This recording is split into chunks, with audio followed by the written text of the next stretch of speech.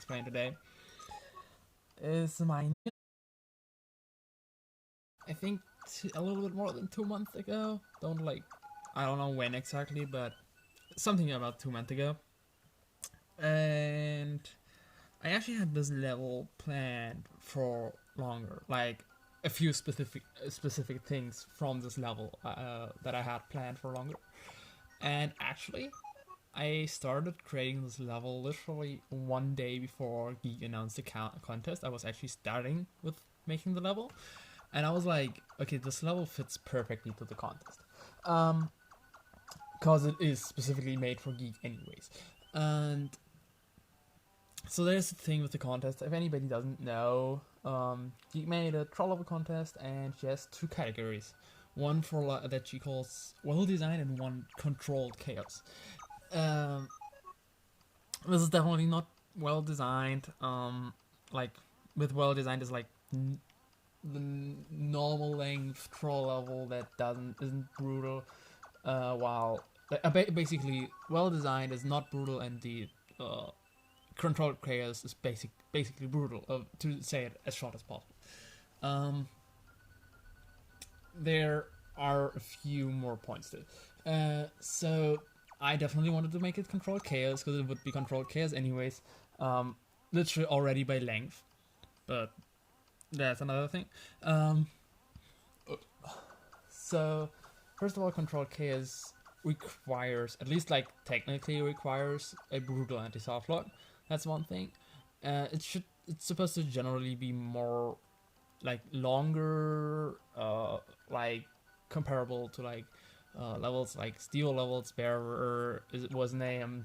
Geeks Enos was named, and to be fair, when it was first announced, the naming controlled chaos felt more open than it was actually supposed to be. I gotta admit that at the beginning I did not fully understand what they meant with controlled chaos, while it was clarified later. And this is technically like even too brutal for that, especially since at some point Geek was like, okay, I'm gonna put a time limit on levels that they are supposed to be like beatable in like 90 minutes, which just totally doesn't do, like this is totally not doable in 90 minutes, at least not the Geek version. So what is the level about? So what I wanted to do is want to make a normal troll level, which has like just normal section CP1, section CP2, section end, with no like big twist or whatever. But you can voluntarily in like, I'm just gonna say it because I eventually forced one or the other streamer to play the Geek version, even if they didn't want to. And so you can voluntarily play another version of this level, like without playing a different level, just the same level, but there's a Geek version within the level, which was basically what was my idea from the beginning on. So the idea is that at the beginning of the level you would have the option to hit a switch or don't hit a switch, and depending on that, a few things in the level are gonna change. The trolls themselves aren't gonna change, but a few small additions, or a few small and a few big additions, gonna just make it a lot more brutal. There are 2 big additions that I was planning from the beginning on. I don't actually know which is more brutal, but I think I'm actually gonna say what the Geek version additions are right now, and but explaining how I set it up, is I'm gonna do that in a different order. So what I wanted to do first of all, just saying that Geek literally asked for pretty much everything everything bad I put in the level. Like, I totally know, I'm aware of that. A bunch of the things that I did here are literally bad level design. I do know that, and I still intentionally did it partly because Geek asked for it, partly because Geek just deserves it, partly because I'm just a horrible person. So one of the things which is, I think, probably the most brutal thing, is that the Geek version does not have a CP1. Meaning you basically can't obtain CP1, meaning the section between the beginning and CP2 is way longer and way more difficult to like get, rather than the normal version where you would just get the checkpoint. The second addition is the second big addition is that I wanted the Geek version to actually not even be beatable, which comes from, like, I think I had the idea first when Geek was saying something like I was asking Geek if she trusts me, like, I don't know what we had, like, in a stream, and she would literally say, Gigan, I trust you. Like, I have a clip of that, and I purposefully clipped that. There was a little bit more in the conversation, but that was basically it.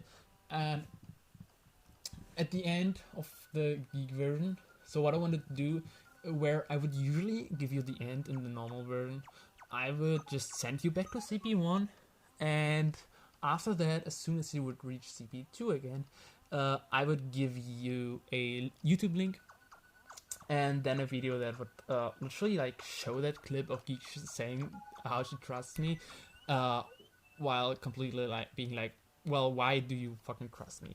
And just telling her, hey, you wasted your time, like the Geek version isn't even beatable. Which is basically like rubbing salt and like pretty much like, I don't know how to describe. I think I'm gonna say more about that later. But that was the second big thing that I wanted to add to the Geek version. Like, I'm gonna go about that in detail later. A few smaller additions. Like I said, all things that Geek asked for. First of all, some bad trolls that are only in the Geek version. Meaning unfair Kaiser blocks, off-screen Thwomps, it was something else. But stuff like that. Also, soft locks. And with soft locks, I don't only mean before checkpoint. Yes, there are soft locks before checkpoint, which is already not nice, but also after checkpoint. Like I said, that's a thing Geek asked for. When I'm saying a thing Geek asked for, so in case anybody doesn't know, Geek is known for like telling us to do some horrible or bad things, like for troll level design, that we shouldn't actually do. But sometimes we are just like listening to Geek on purpose and then just blame it on her. And that's exactly what I'm doing with this level. And yes, Geek also asked for soft locks. And actually, it's actually pretty easy to like remember what Geek asked for and what not. Like for one, you can just pay a little bit of attention to what she says on stream. The other way is to just, whenever you get an idea of what is horrible, to just be like, okay, there's like a 99% that Geek asked for it, because Geek literally asked for everything that's possible, somehow horrible. So you don't even need to like prove it, because everybody's gonna believe you. But I'm pretty sure Geek actually asked for stuff like that. And Geek also asked for levels with less checkpoints. So that's also a thing. Like, I kept this thing kind of in my head. And be like, at some point I'm gonna do all of this, and that's what also this level is. There are a few more small additions to the Geek version that I'm all gonna show at some point in this video. Yeah. So, but because it's easier for me, I'm gonna at the beginning just go through the level once and only explain the normal route, like only explain all the trolls without like completely ignoring the Geek version. For that, I'm also gonna ignore the first two rooms and I think one of the last rooms as well, and come back to those later. But otherwise, I'm just gonna go through in order and explain pretty much every room, like normally, how it works completely normally without the Geek. So, like I said, this beginning room and this second room is what I'm gonna ignore for now and gonna explain later. We have this room. you're gonna come like in the normal version. Like I'm now only talking about the normal version. You're going to come in here. Sorry. In the off state. I think. I actually can't remember in which state you come in here. But you also come in here big. And what is happening is pretty simple. Actually, it sucks that Nintendo doesn't like give us a way to easily like let us in a certain state. But you enter this room in the off state. Basically, all that happens is that a spring is going to come boop you up if you just stand there. And you also need to grab that spring. The setup for it is pretty easy. It's literally just a note block with a winged spring in it. And this spike ball here just rolls to it to hit it and boop the spring up. That's literally it. You have to actually grab the spring. I would probably not force you to do that if I wouldn't need to, but it's like the best way to de-cheese it. Also, a lot of people would otherwise dodge this troll if I wouldn't like require them to grab it, because they're gonna eventually just move before the spring comes up. So I still troll them for not knowing to grab the spring. This coin here is an indicator, like not only visual, but what's the word? Like as soon as you hear the sound of collecting the coin, you'll know that you can turn around and hold run. Literally, because as soon as you grab the coin, you're gonna be far enough to the left to not be booped up by the spring into this box here. So if you actually like know that, like I don't think a lot of people realize, but if you actually realize that, then the coin helps you like time grabbing the spring, because it might be a little bit spaghetti. I'm gonna admit that, yeah, but it's not too hard. Like nobody had like big issues with that.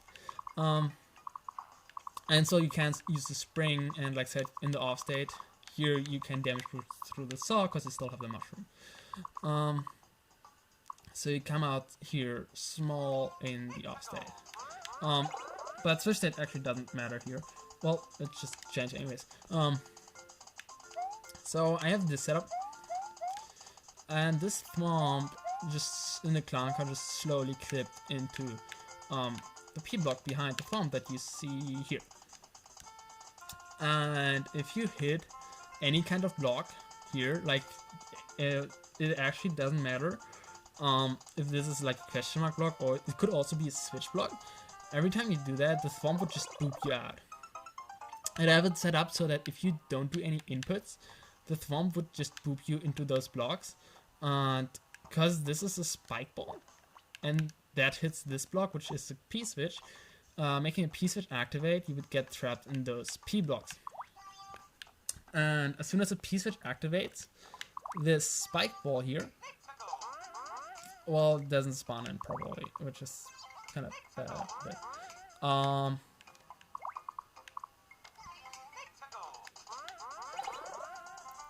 the spike ball here that is usually just on this conveyor, as soon as the P switch gets hit, this spike ball can start rolling to the right and boop up the pad. So all you gotta do here is to not like land in the P switches, and you also need to hold run against the P switch blocks, which is actually not that hard to grab the POW to be able to process to this pipe. So I think the setup here is pretty simple. Just spike on the conveyor, the note block again. Like it's pretty much the same setup as this. It's just a note block, this time just with the POW instead of the spring. The Thwomp setup, there's nothing really to say. Actually, it's just P switches, clown car, P blocks, clown car, jank that this Thwomp just slowly rises and then clips into those P switch blocks, and for some reason it does that. Oh hey Fenderson, welcome. I think you remember this level, right? I think you do. You don't need to worry about Nightbot. I have a reason that I unmodded him. Also, welcome to my stream. I think I said thanks for the follow earlier in your stream, but Yeah. I thought like Geek is gonna play this or next week, so I figured I would do this today, cause why the fuck not? Yeah, I think that's literally all there is to this setup. Also, hi hst88p3MM. I am doing another crap level. Now, again, next room. So, next you get into this room, and if you wait too long, this Pokey is gonna come down. It's a pretty simple glitch. Whenever a Pokey comes through, like bounces on a note block and has a one-way above it like this, it will clip through the note block. And actually, I didn't say this yet, but I'm gonna still make changes to this level. I just can't re-upload it right now because the Geek contest is still going. So I'm gonna make a few changes in this level. Not like, I don't think any big changes, but one small change I'm gonna make here is to add like either, I don't know yet what, like either like a shiny on tracks or an elevator button or whatever, just because a lot of people just don't wait here and just run, so they are faster than this. And actually, because I was worried that people would be, that this would be too tight and too fast. No, I'm not gonna make the timer 10 seconds. Yeah, but then you can't even beat the level with with a 10-second timer. You can't even get to a checkpoint. So no. And actually, because when I just placed the Pokey up there, because first I was trying to use a conveyor to move down the Pokey, which doesn't work because you can have a P-switch active while going in this pipe. And the Pokey sadly isn't like a Goomba and just doesn't walk down ledges, so I actually had to make him fall from the beginning on. Conveyor would work if the P-switch would not be active. And actually, to be honest, conveyors stopping when the P-switch is active is pretty annoying. Like every time that happens, it's actually bad, and I never have an advantage from that, but whatever. But I realized that I have a way to slow this Pokey down by just letting him fall down and just repeating this glitch here with clipping through the note blocks like 1 or 2 times, because that actually slows him down as well. So the Pokey actually clips through note blocks up here above the screen as well, before he comes down here, just to delay him a little bit. And like I said, because most people don't wait here, I'm gonna like probably an elevator button, shiny on tracks, whatever, here in the next revision, just to make sure that people will more likely fall for this troll. So the next setup, I think I'm gonna show it. At this point, the switch state doesn't really matter if I'm just gonna show it off, so this should be fine. Guys, I can't play my own level, okay?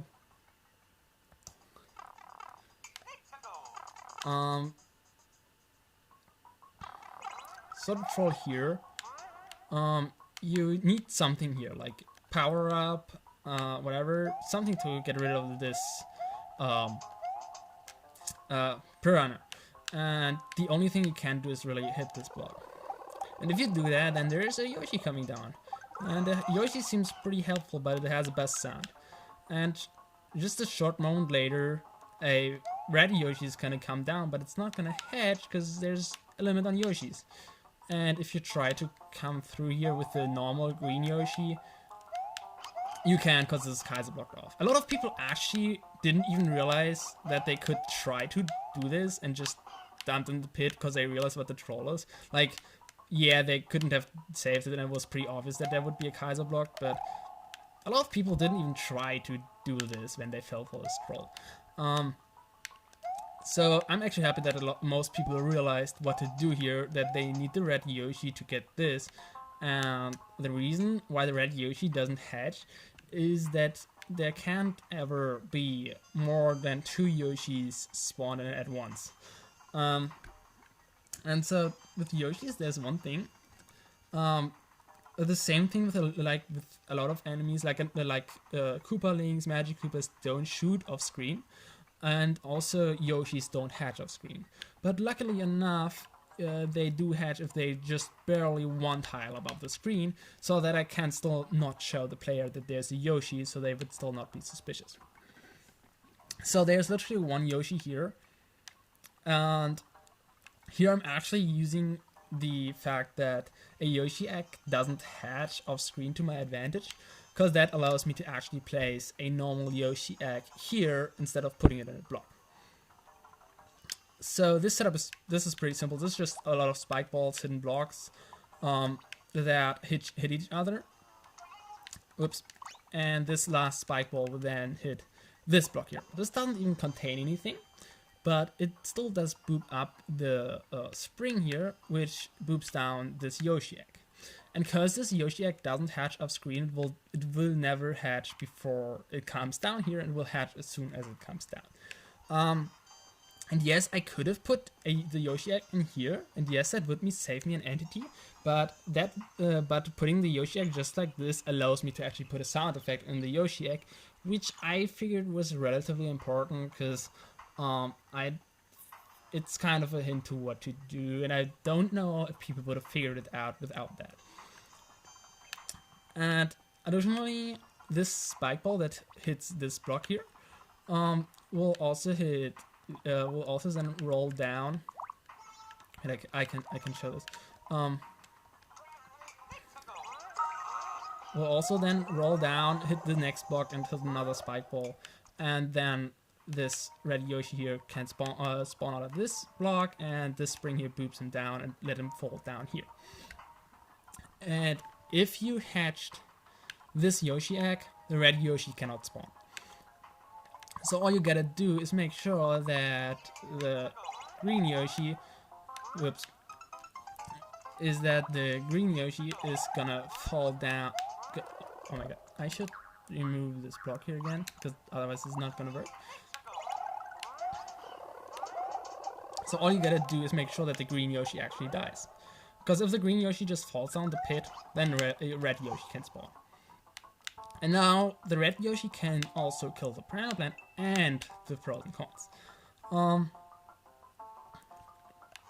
The next troll is pretty simple. By the way, you need the red Yoshi here, so you cannot bring red Yoshi. But you could, if you want shinies, you can try going for this coin, which literally all it does is spawn in the sun. And now the sun actually melted exactly the frozen coins that you needed to get into the store. The setup is pretty simple. It's literally a mole with a muncher just hitting a bomb as soon as you move to this coin. And this just breaks literally this one block. Excuse me. Allowing the screen to scroll one tile over, making the sun able to spawn in. Also, this troll costs way too much space for a level that I'm very low in space on this level, so this troll takes like 1, 2, 3, 4, 5, 6 rows of space, because I don't want the sun to spawn in the other rooms. So actually it's kind of a waste of space, but it somehow fits in. And the same thing, I can't talk. The same thing actually happens if you go over here and you're just too slow going in the door. Originally I actually had this coin here, as well as a setup that triggers it one tile farther to the right, such that it would not trigger before you go all the way to the right. But on suggestion by Chitari, I moved it one tile to the left, and it actually works better.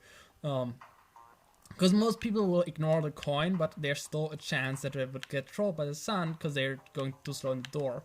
But if I put this trigger only if you go all the way to the right, most people would not even realize that something is happening. So that worked a lot better, moving this to the right, to the left. I think that's all there is really in this room. Yeah. Or like at least all there is that is like the normal version. Like here is just every time the spike ball hits the switch, it's just like I need to keep track of the switch state. I need to really control this because otherwise this level is gonna break a lot. So I have this setup, and this room is actually, this troll here is actually to train the player. So I don't know how, but I somehow got to play around with icicles and shellmets in the editor. Don't ask me how I found this. But one thing about icicles, if they hit a shellmet, the shellmet dies. Not a big surprise, right? But actually, a normal shellmet doesn't die to icicles at all. For whatever reason, this would be totally safe. So this room is what did I do now? So this room here was originally literally made. Oh, I think, yeah, I did that again. So this room was like mainly just to train the player, to tell the player, oh, if you would do that, the icicle is gonna destroy the spike helmet. Most people are gonna dodge that troll, which is fine, because they still will realize what the troll is, and they would still like keep in mind for later that icicles will kill spike helmets. Also, if you completely ignore the block, yeah, where's the door? Here's the door. If you choose to completely ignore the block, then you will get stuck here, and it will even show you that there's a spike helmet in here. So also just to show the player what to do. I mean, it's pretty obvious if you like have two choices and do one of them, that it's the other one, but it still shows the player what to do. And another thing about this room, so the solution is pretty simple. You just go here and stay here. Most people don't realize that they can just do this and go through here and instead go around here. I don't know why people don't realize that they could just go through here, but it doesn't really matter. Like, it costs like 3 seconds or what, and it's not gonna be a big deal, because this checkpoint is soon, so having a short wait isn't that bad, or having it a little bit slower. And yes, by the way, I know that this here is a little bit of a wait. For the troll, it has to be like this, especially because I also force you to go down one donut here. So pretty much I'm forced to use a wait for this troll. And it's not, I know it's not perfectly placed, like by pacing. This should be closer to a checkpoint, I know. But I fucked up the pacing in this level anyway, so I actually wanted to make the section before CP1 a lot shorter. I wanted to make the section between CP1 and CP2 a lot shorter than it actually turned out. Yeah, the pacing is horrible in this level. Just saying, like, no matter which version, it's not very great. Like, it's not that bad in the normal version, but could be a lot better. Also, by the way, because you entered this room here with a P-switch, you would have to wait for the P-switch here. Like, you can't be fast enough to actually, like, get with the P-switch active here. But in case you do, you would not get past those 2 frozen coins. And you would also not get past this P-switch block here, if you would get here with the P-switch somehow. You would definitely have to wait it out here, but that's not gonna happen. You can't go that fast. The next troll here. The problem with this troll, by the way, is that it's using switch state. So that's gonna be was fun for. Oh yeah, this is also some. This is all other stuff. You can ignore pretty much everything here. I should just delete what you can ignore here. This is all not required for the setup that I'm gonna talk about right now. So this is a pretty simple troll and a pretty simple setup. So I realized that a lot of people made trolls where you would just have to hit a block with a question mark block like this, to destroy a bomb, to blow up a wall. And all they did was like, oh, yeah, I put a small muncher in here so the muncher falls on your head. I realized that a lot of people did that. So I was like, okay, let's just try and reverse that troll. Actually, to be honest, I'm not really happy with this setup. Because I literally in this level wouldn't have had a better place to put this troll, and I wouldn't have been able to like, I just don't have the space in this level, okay? So even though I'm not happy with the setup, I think this is fine. If you actually believe that this is a muncher, and if you realize that if this actually is a small muncher, standing here is bad, and you move to the left, then there's actually a muncher, but it's coming from below. Because yes, this is a muncher, but it's just a big muncher. It's just gonna destroy the bomb. It's just gonna die. And the setup below here is pretty simple. I mean, it's a spring on a switch block, and as soon as you will hit this, the bomb will explode until oh my god, and it will hit this switch block here, which will change the switch state and will just let the spring fall down. And when the spring falls down, we'll land on the node block and boop up this muncher into your butt if you like stand there. So that's a pretty simple troll. So all you gotta do is just stand on the right there instead of standing on the left. To avoid this muncher. You can also just go faster and just jump up here.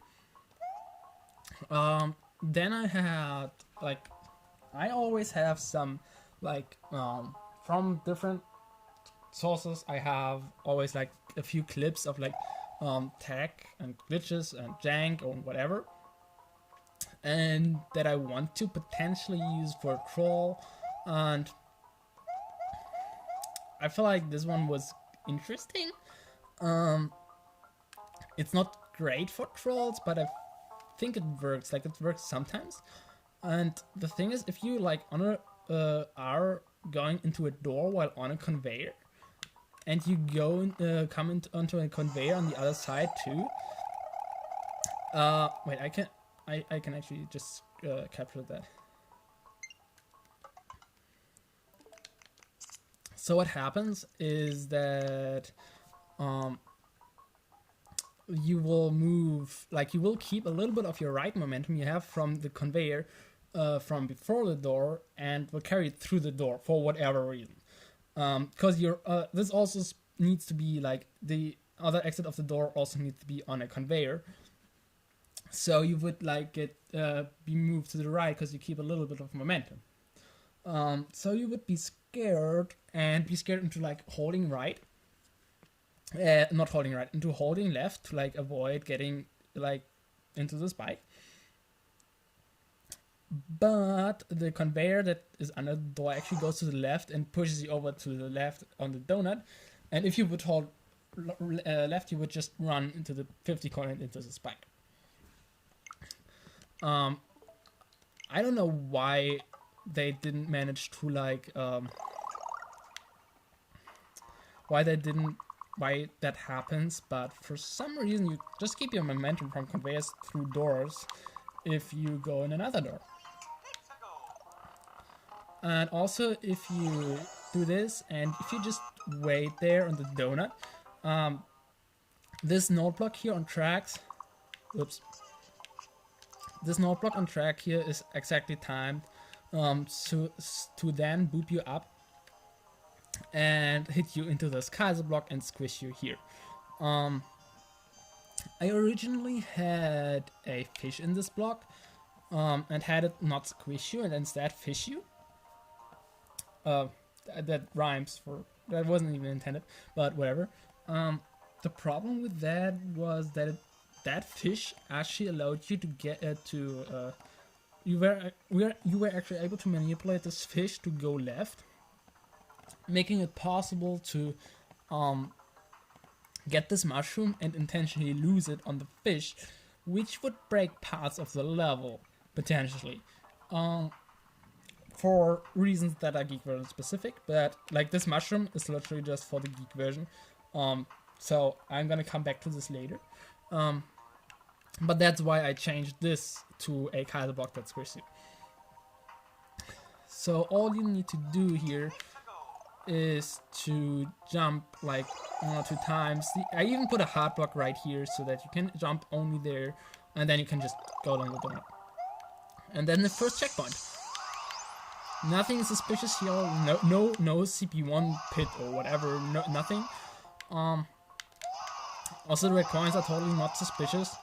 But yeah, you finally got a checkpoint.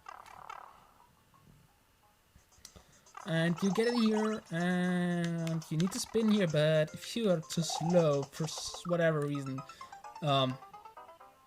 this spiny here, with a setup like this, will just hyper speed through this Thwomp, because spiny go brrr, or however you want to say that.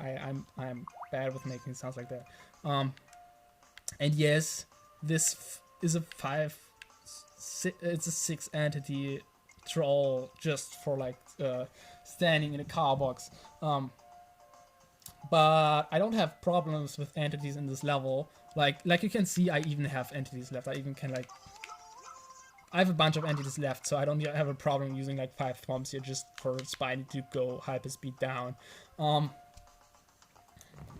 So maybe I should actually add another 1-up or whatever here, just another shiny to make you wait longer. Because a few people still dodge this and still go fast here, but yeah.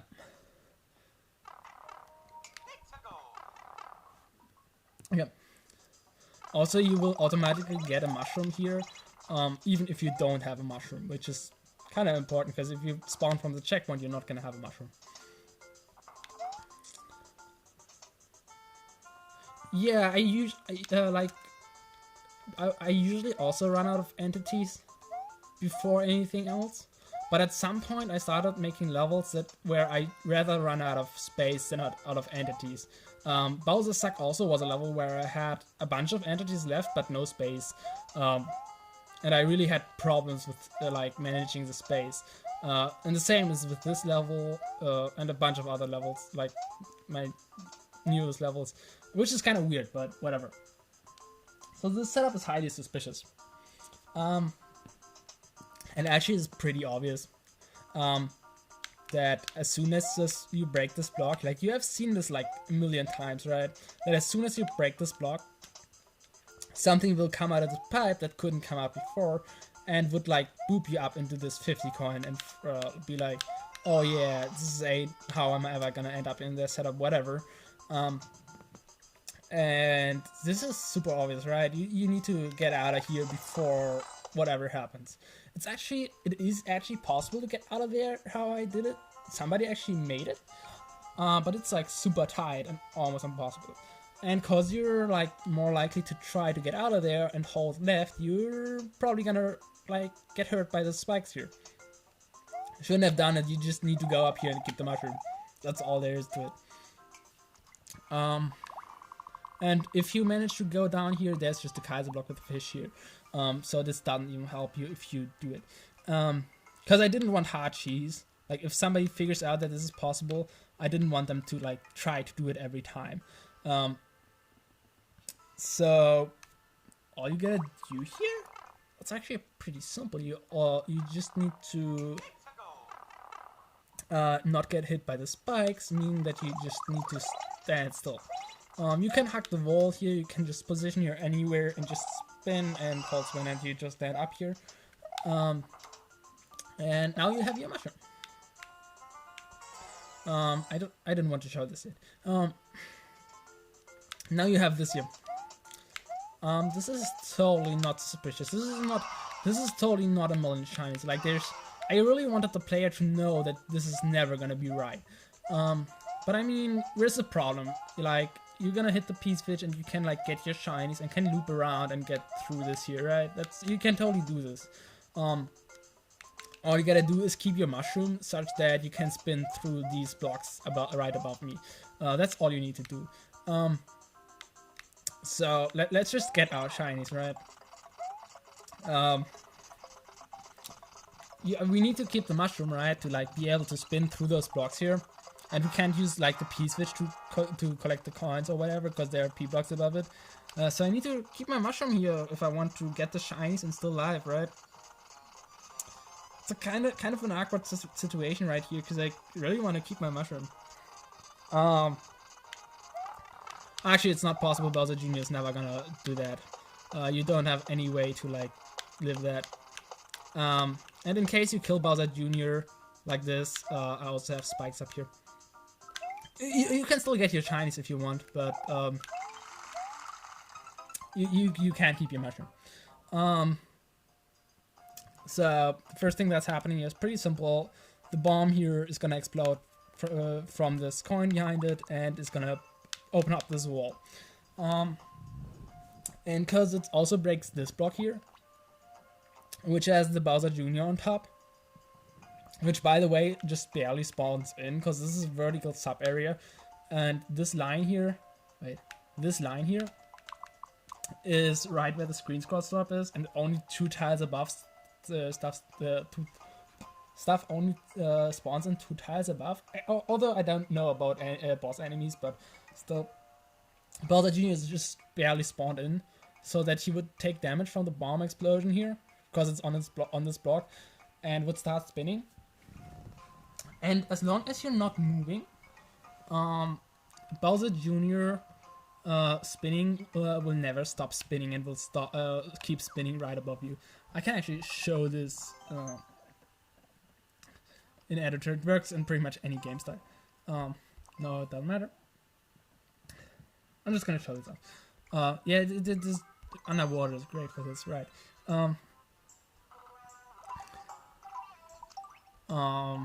Bowser Jr. I mean, you can see it in the level as well, but I just want to show the pure setup in editor again. A spike ball is a little bit better than in this case a little bit better, but so if you just stand here. Oh, actually, does it not work in? I thought it works in all game styles. I don't think the gap below me is required. Yeah. Like this, you cannot move left or right, and he just never stops. He will spin like this for an eternity. And actually, no, I thought this should work like this too. Yeah, it works like this too. Does it have to?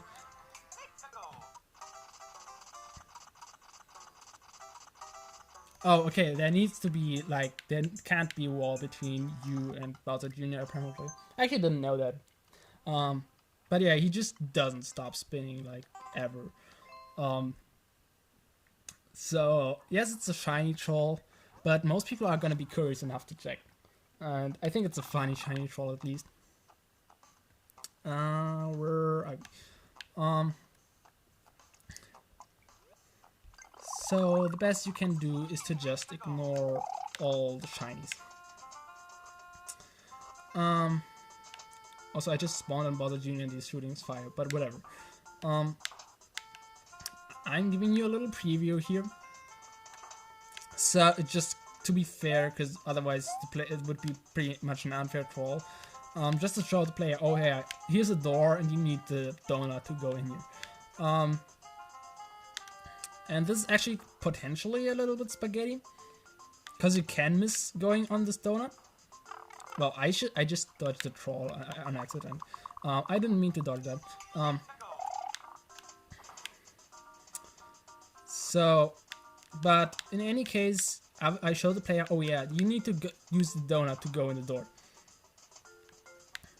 And the weird thing about donuts on tracks, or better winged donuts on tracks, is that they move just a little bit up whenever you drop them. I should have some space. I'm not gonna go on another level again. I have some space over here, yeah. I should have... yeah. So, I'm gonna show this real quick. So, this doesn't work if you just put a donut on a track. it has to specifically be a donut on a track that comes from another track from below, like this. Only like this it works. Then it goes always just a little bit up for whatever reason. It also doesn't matter like where else it was on the other track, as long as the last time it came down from a track it went up. That's the only criteria for this to happen, and it's super weird, and I don't know why this happens. You can also like what you can also do, what also was, by the way, the thing I like, the clip I found this, or like whoever found this made a clip with this, used the setup like this to show this, which is that this Thwomp just moves up a little bit because the donut moves up. That was how the setup was shown in the clip. By the way, I'm saying this because if I'm uploading this to YouTube, I'm gonna put a bunch of clips in the description where I found certain tech in, just the sources, because I didn't find a lot of this on my own. And so I'm gonna put all the clips in the description. So what is happening here? So the problem with this tech is that this doesn't boop you up by one full tile. Because if it would, boop you up by a full tile, I would just do something like this. Where I would put you on the donut, and then the donut would like move you up onto a semi-solid or whatever. But sadly, it only moves you up by something around a half tile. But what I can do is put a one-way above you, and then it will push you against the one-way. And because you're big, like that's also why I forced you to have a mushroom there. While you're big, you will get pushed through the one-way, and that will make you fall down.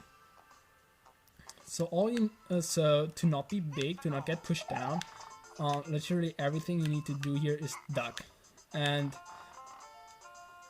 because some people found the solution to intentionally lose their mushroom, to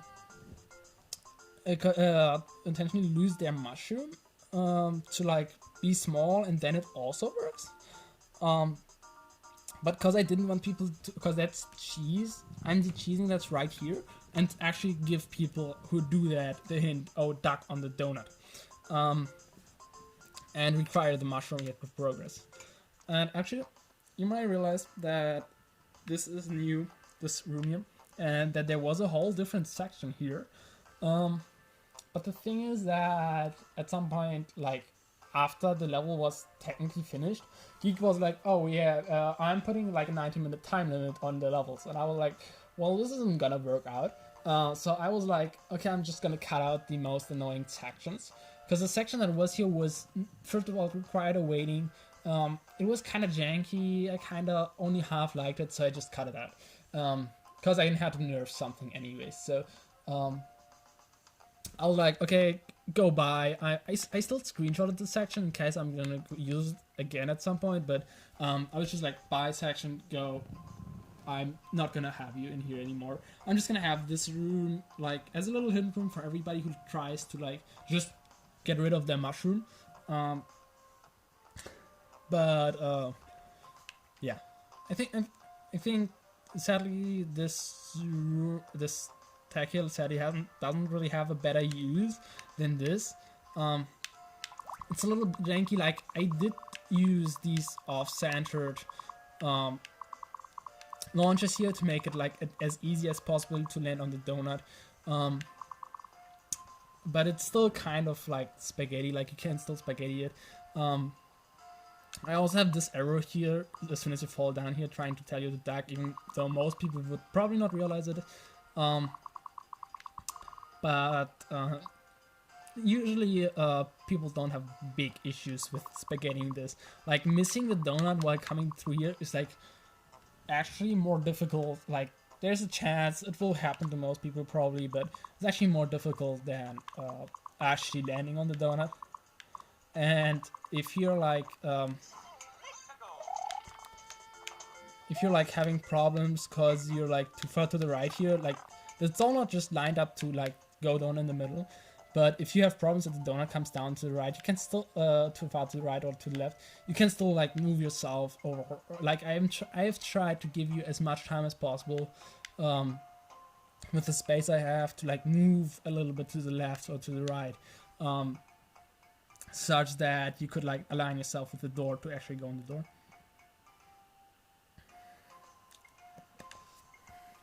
I think that's all about this room. Also, in both versions, I think you exit this room in the on state, I hope. Oh no, I actually have a setup somewhere here. Yeah, the switch state automatically gets changed in the off state as soon as you enter this room. I need to lose my account here. So you would, in both versions, enter this room in the off state. I changed this room a little bit. Make it a little bit faster. So basically what's happening here, I have also the custom auto scroll here. The thing that Alaren was the first one to use. Yeah, it was Alaren who used this the first time. I'm gonna show how it works, but there's actually a way to not to use custom auto scroll so that the screen does not scroll to the right. I'm really surprised that nobody used this so long. So you don't have anything to do. You need a mushroom down here, right? And there's a mushroom here, and you definitely need to hit the switch. And this actually is a spike ball to hit the switch. But if you go over here, there's gonna come a mole that just came through the P-switch blocks, and you lose your mushroom. Oh yeah, I know that. That's why those one-ways here are here, so you can't duck jump anymore. So it used to be somewhat like this.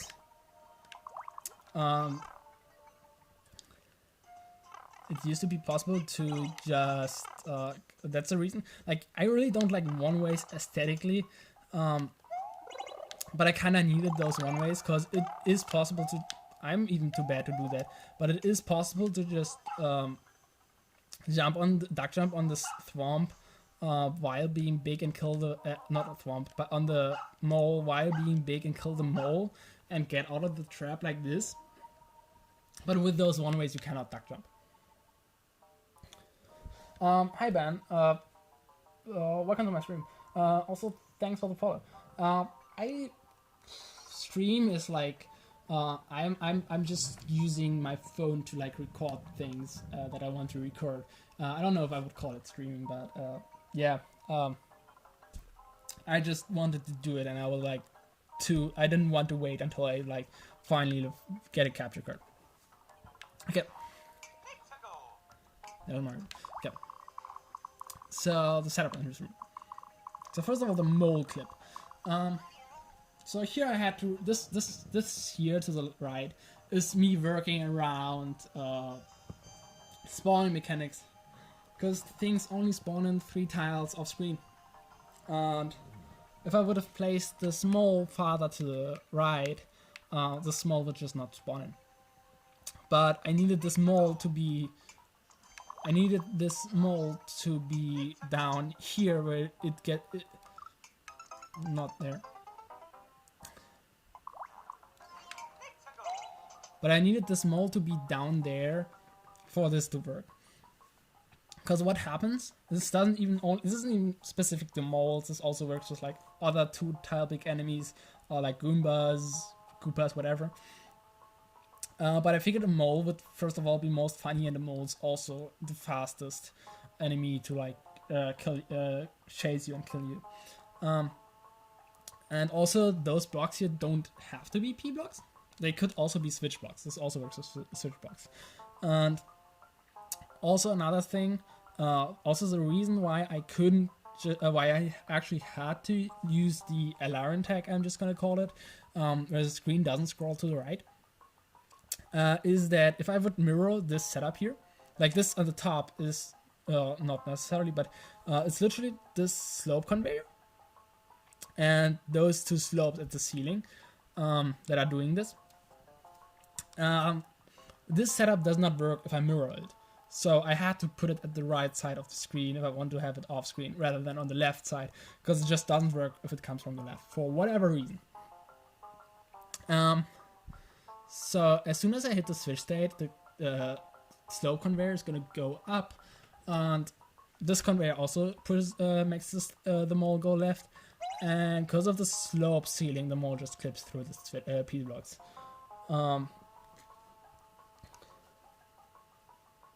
I'm not playing levels. I'm just showing off my own level today, or right now at least. Yeah.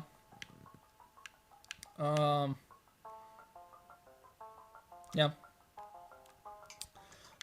So first of all, this setup here is pretty simple.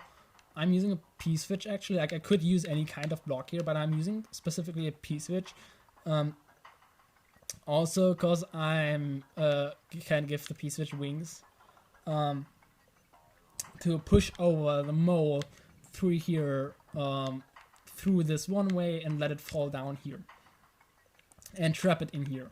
And cause the switch state is off when you enter, the mole cannot move, cause the one conveyor is pushing it right and the other one is pushing it left. No, you are a P switch, not me. So, because the conveyors are going the opposite way, the mole cannot move away from the spot until the switch gets hit. And as soon as the switch gets hit for whatever reason, the mole clips through. And yeah. Oop, I have a give me a second. Okay. And the rest of the setup is pretty simple. These Kaiser blocks are literally just to prevent every opportunity to like go back in the pipe. This mushroom here just comes slowly to you, like it looks like you need to hit the switch, go over, you get the mushroom, go down here. That's what it looks like. But the mole just chases you in there and definitely like makes you lose your mushroom, and if you don't have the mushroom down here, you're pretty much dead.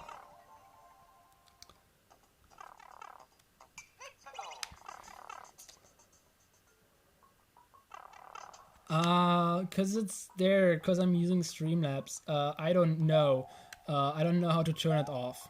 And Streamlabs makes it like at least a little bit easier for me to like do things.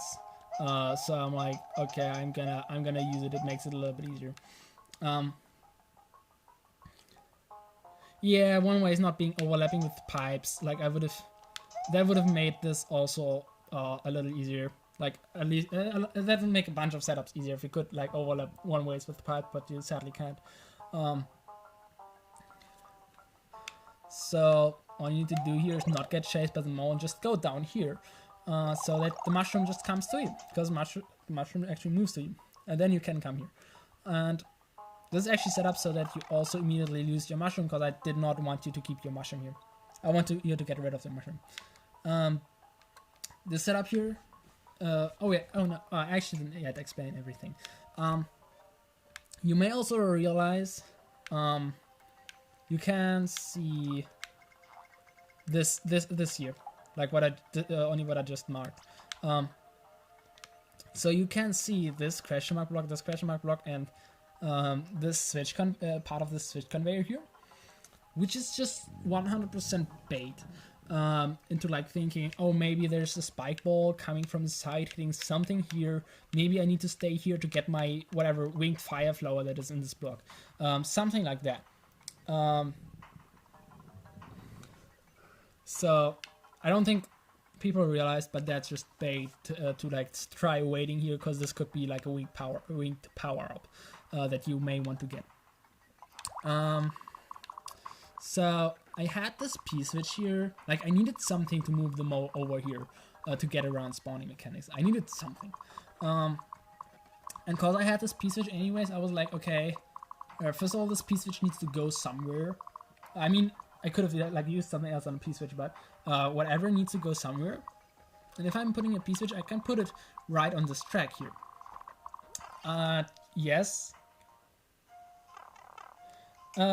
Yeah. I mean, it's totally fair to boo this level. It's technically not a good level. Like, I know at least one person who did it, and I can't blame them. In fact, but yeah, And so this P-switch that is over here is the exact same P-switch that pushed over the mold. And yes, it's super suspicious that you can even see the wings of the P-switch. But still a lot of people just hold, run, and grab this P-switch, and then they have a P-switch. And they need to grab this POW here, because otherwise they can't progress. And to grab the POW, they need to not have a P-switch. And if they release the P-switch, then the P-switch is automatically gonna activate. Setup to activate the P-switch is pretty simple. First of all, I have one waist facing down here and here, just to prevent upthrowing the P-switch. And literally all I'm doing here is using this conveyor here to move over the P-switch on top of this below this muncher here to activate the P-switch automatically. Yeah, and no worries, Ben. So the P-switch, if you drop it here, like as soon as you grab the P-switch, you have no chance to not drop the P-switch. And as soon as you do that, the P-switch gets moved over here, gets moved into the muncher, and gets activated. And then either you have to run down this pit because those P-blocks activate, those P-blocks go away. Like, yeah, you can grab the power now, but what does this help you if you like run down the pit? Or if you're actually fast enough, you can actually get up here, but the pipe is now blocked by this P-switch block. And even if you wait out the P-switch, this cannon here gets booped up on this by this node block, and lands on the semi-solid here, because this muncher also dies by this P-switch block, so that literally only for the cannon to have space to get here. Also, those clothes here are such that the cannon doesn't attach to the wall, because otherwise this would also not work. But yeah, the cannon then goes up here, and because it would be a soft lock if you would wait out the P-switch, it's a cannon so that you could kill yourself on the cannonball. And yeah, you have no way to enter this pipe as soon as you hit the P-switch.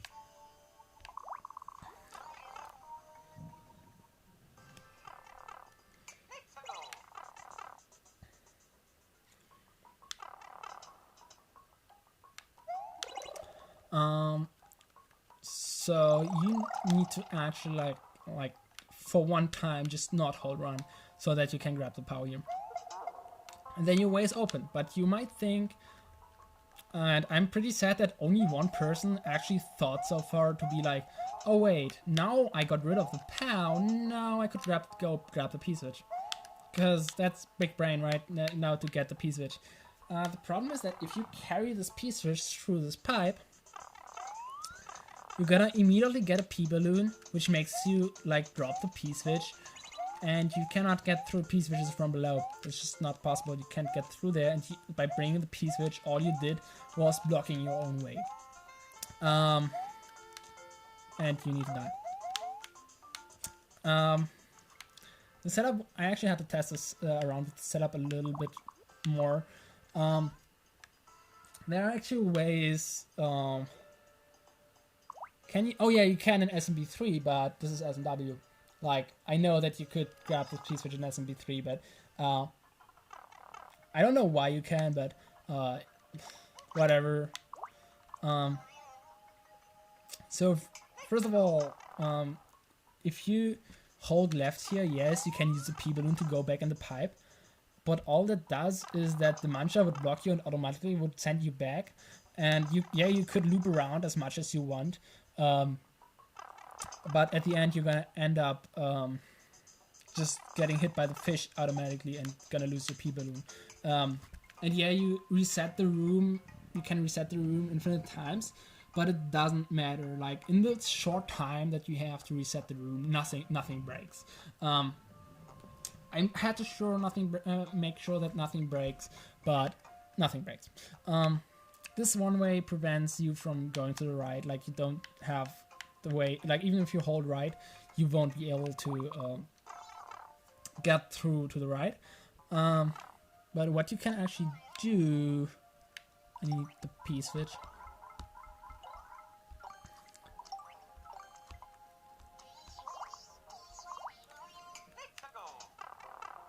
I think you need to hold right. If you hold right out of here, no, it's not right. I think, oh no, I think you need to hold left. Because I had to test around with this setup if this is cheesable. So I have tested around with the setup a lot. And if you look to the left, you will drop the P-switch. But you would automatically activate it, which would kill this dry-bond shell that you will need in this room. So that's not going to help you if you activate the P-switch. And you cannot, like, if you hold left, you will drop the P-switch automatically as well. You will drop it to the other side, so it wouldn't block you, but it would still, like, activate and will kill this dry-bond that you will need later. It won't happen, like, on purpose, but just in case anybody tries to cheese it, or like I think you really need to like purposefully try to cheese this P-switch through to try to do that, and just in case I did cheese that as well, or like I pretty much had to cheese that. Okay. So I can remove that. So just don't bring the P-switch. And by the way, if you hold down like I just did, that's a little bit faster because that makes you not bounce off the fish. You will still have a mushroom. I make sure that you keep your mushroom. And you get through this. You get a dry-bond shell and it says throw here. I know this is super suspicious. Like, I don't know what could possibly go wrong. Oh wait, there's a block here. You cannot throw through here. How surprising, right? I know it's like, it's an okay troll, I think, but it's a pretty simple setup. There's just a boost deck, and behind one of them is a question mark block, and all you gotta do is go here, and then you can throw the dry-bond shell, and then you can pass through here. So yeah, the setup is pretty simple. Question mark block behind one of the boos. Also, I put a... Oh, the timer being 350. The soft blocks in the Geek version. I'm gonna come back to this later, but basically I have intentional soft blocks after checkpoints in the Geek version of this. And I was like, maybe I should lower the timer at least a little bit.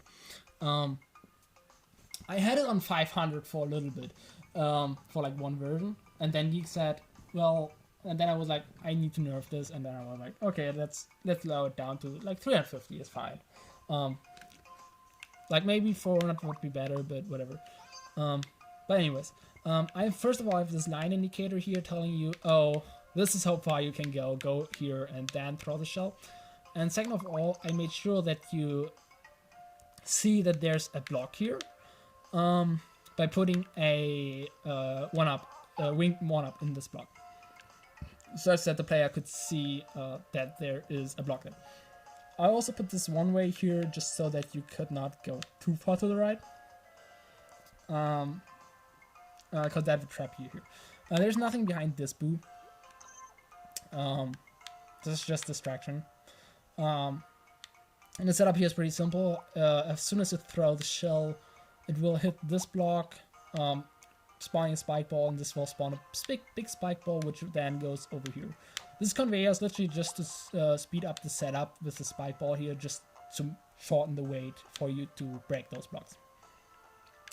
Same with this conveyor here up there, by the way. This is also just to speed the process of going through this up by a little bit. Just because otherwise I would have ground here and you would just run over here. I figured it would be faster to just give you a conveyor here. Also, I put a little like fart sound right below this shiny block, which is literally kind of an Easter egg, kind of a hidden shiny, whatever, however you want to call it. There's no specific reason why it's there. It's just a secret. I'd call it a secret. So you would get over here. You automatically get a dry-bond shell, and you get to this setup. This troll sadly doesn't really work. I was literally just I could probably just still cut it out and just leave it. but I'm like, this doesn't like affect anything if I cut it out or not. But yeah, the troll here, in case anybody is wondering, is to do this, to hold jump when you go in this. Why is there a Kaiser block? I don't even know why there's a Kaiser block. I don't know why those... Oh, those Kaiser blocks here are there to force you to collect a 50 if you land up in there. Okay. So literally what's happening in here is that there's just a stomp from a chain jump. This bomb and block on tracks here to blow up to kill the chain jump. And this jump kind of hides the mole that is also down here.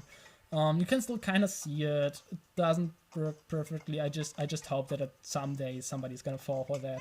Because I think it's if somebody falls for that, I think it's gonna be funny. At least that. But yeah, that's all there is. Just don't hold jump here and you will get through this.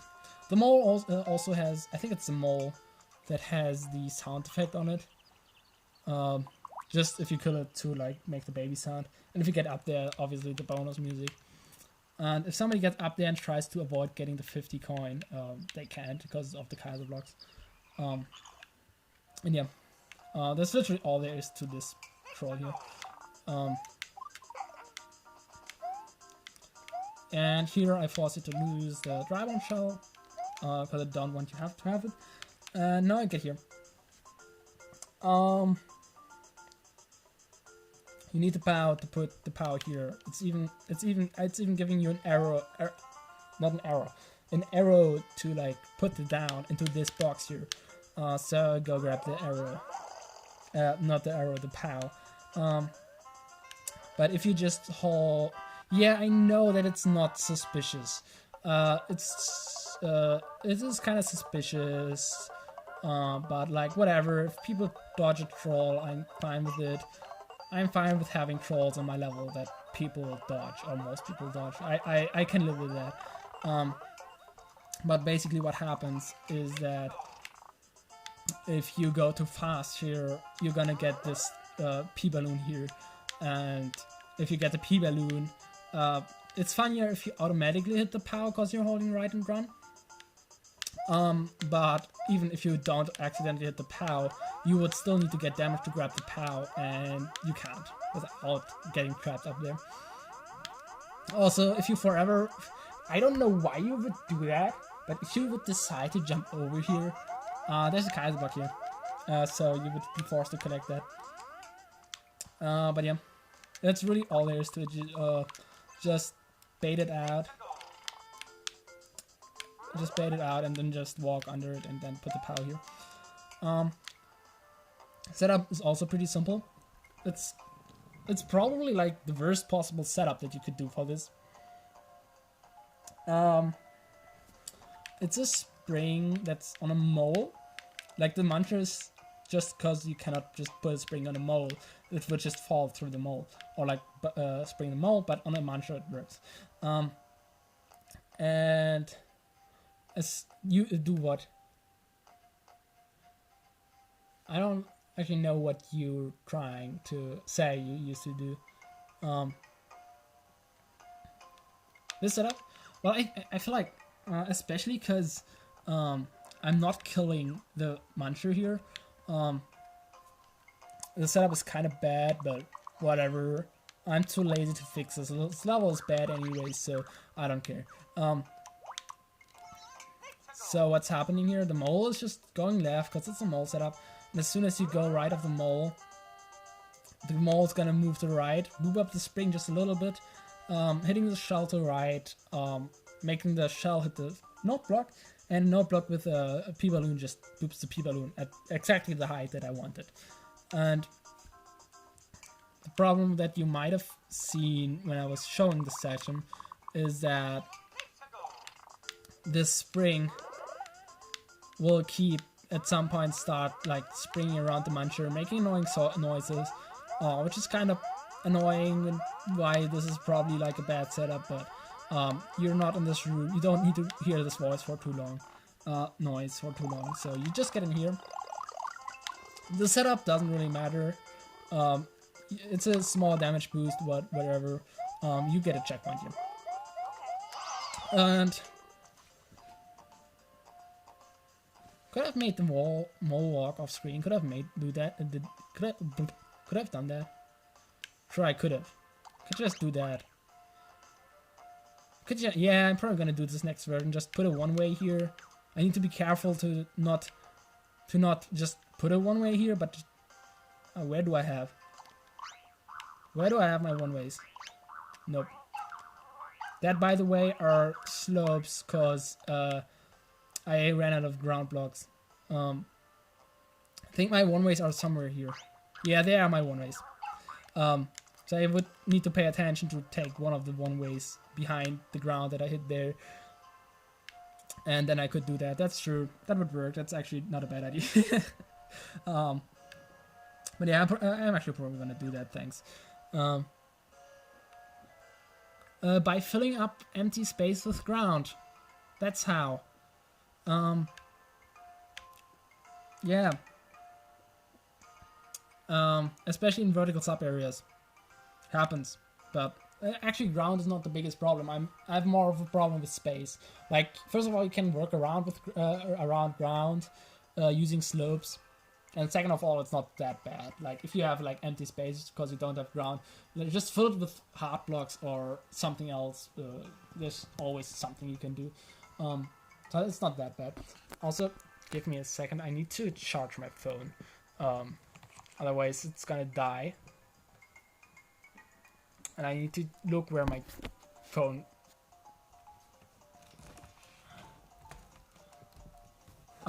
give me a second. Or more than a second. I know what you're trying to say.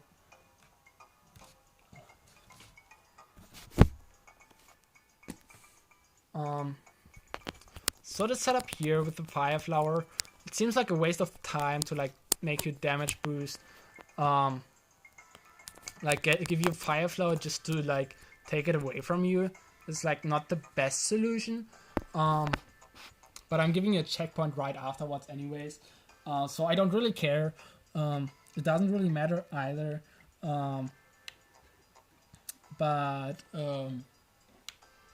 Yeah, it's kind of awkward, but I'm too lazy to search for a better solution as well. Also, oh yeah, part of why this is there is that you could potentially get to the idea of being like, oh, I'm gonna do this. I'm gonna first avoid the P-balloon, then put the power there, and now get the P-balloon.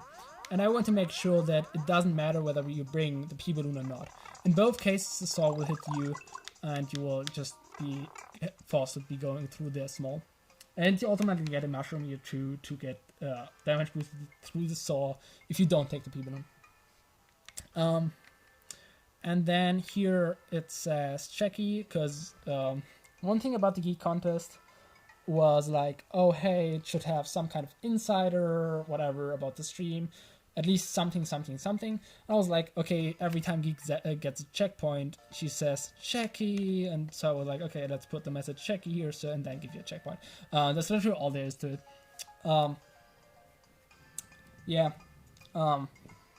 There's nothing else to it. It's just the message saying Checky, and there are a lot of there's nothing suspicious here. Like there's no ELB shenanigans going on here.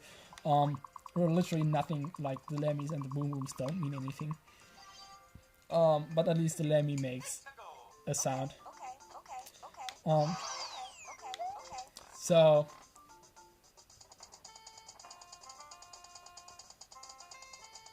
yeah, I was like, nor do I really need to do that. People put nors in non-hashtag Geek levels anyway, so like this is like the least creative thing you can possibly do. And I was like, hey, that could fit. But yeah, there's nothing else to it.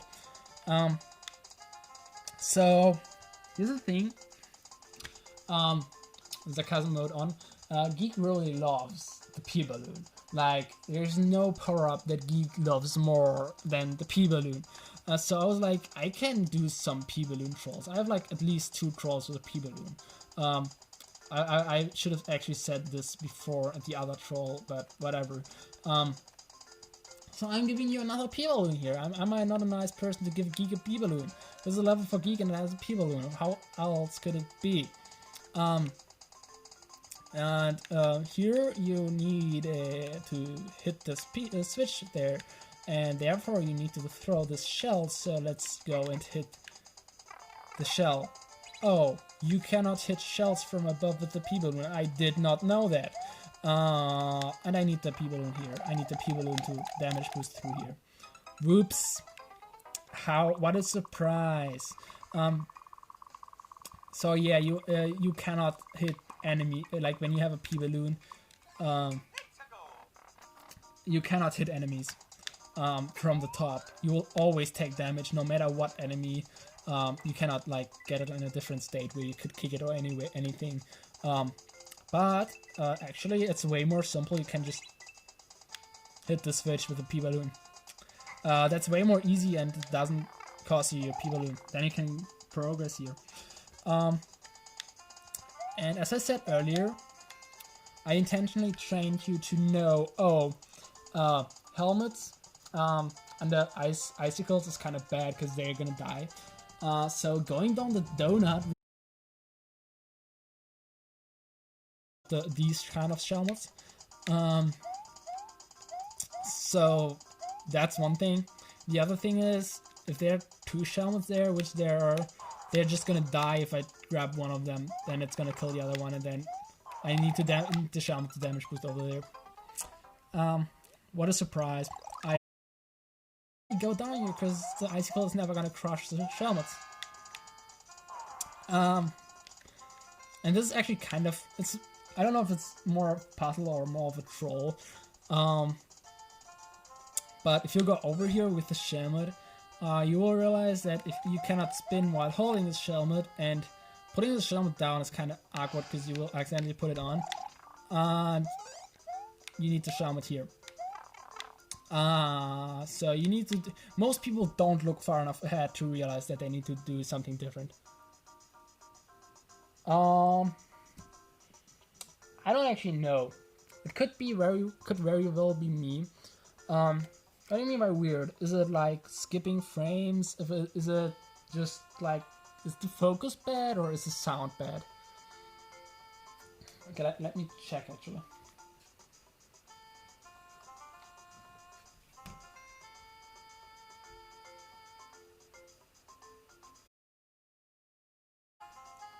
Well,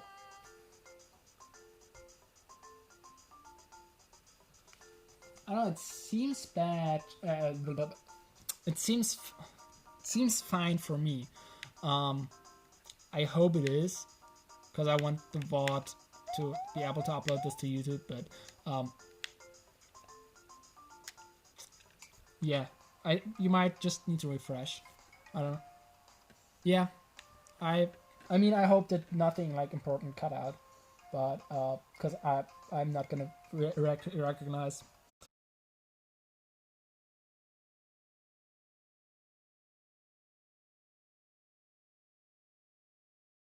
Grab that right now, and then you can go back and grab that one and can first lose your mushroom so that you can put on your shell and get through here. Somebody actually found another way that is also not faster, it's not more difficult or anything. I think it's another solution to this. Also this Kaiser block here, just to make sure that there's no spaghetti with the muncher. I made the muncher to like, I had some versions where I was like, okay, I need one entity here or whatever, so I'm just gonna get rid of this muncher because I can. I don't really need this muncher here because I can't have the spike here to force you to damage boost. But I feel like the muncher is telling the player more. And you have a suspicious setup. I wonder if there's no, there's no pipe. There's no pipe behind the setup. I don't know how I got to the idea to try to hide a skewer behind blue platforms, but you totally can. All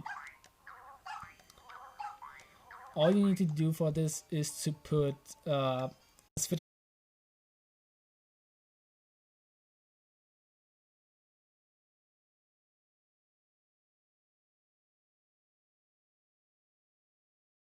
whatever. What are even entities? I have 3 entities left on the main world. I don't have a problem. Like, yes, this costs 9 entities just to have a skewer that is hidden behind blue platforms, but it's a fine troll. And so I think that's worth it, especially considering that I don't have a problem with entities in this at all. So yeah. Also, I just realized I forgot to mention something earlier. Well, rip.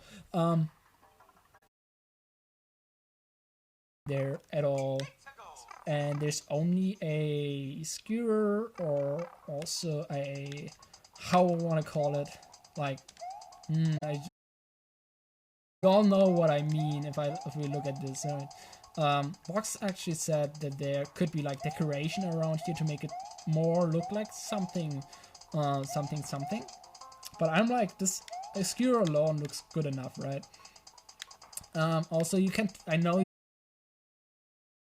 I mean, yes, it shows that there's a skewer behind them, but at this point, you're gonna know that there's a skewer behind them, so it doesn't really matter. So all you can do now is go down here. You get a shellmet, and like, if you're like, I don't know, overthinking this is also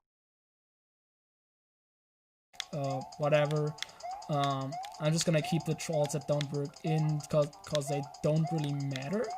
Like, they don't really cost time or spaghetti or whatever. But in case anybody's wondering what the troll here is, yeah, you need this shellmet. So what is happening here is that there's a Goomba on a stack on the launcher that gets moved up by this yellow platform, and if you hold the shell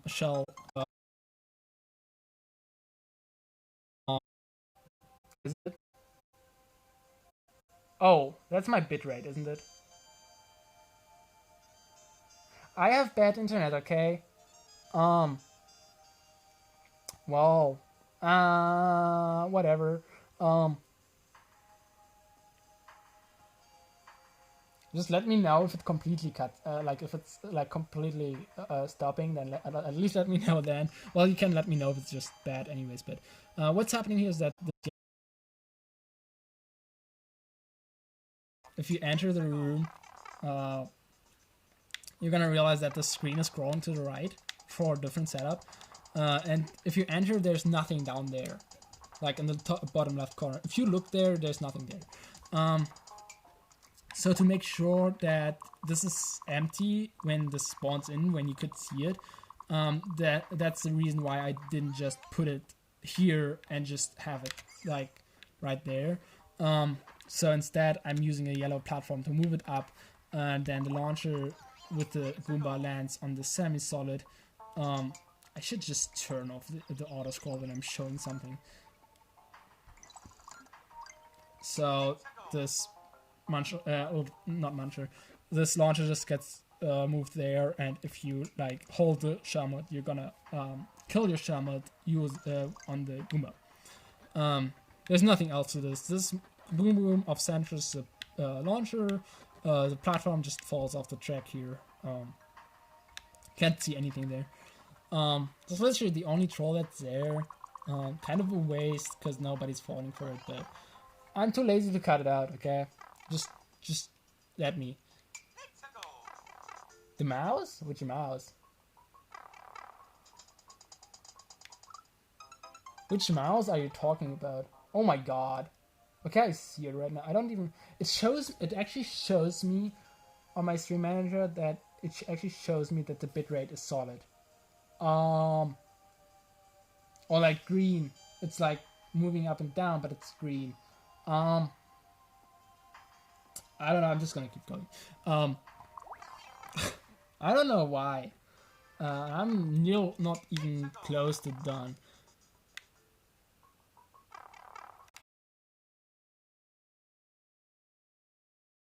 Today, like, I have nobody's here at home. Like, I don't want to stream when anybody's at home. Like, I only want to stream when I'm alone at home. And what you think of it? What?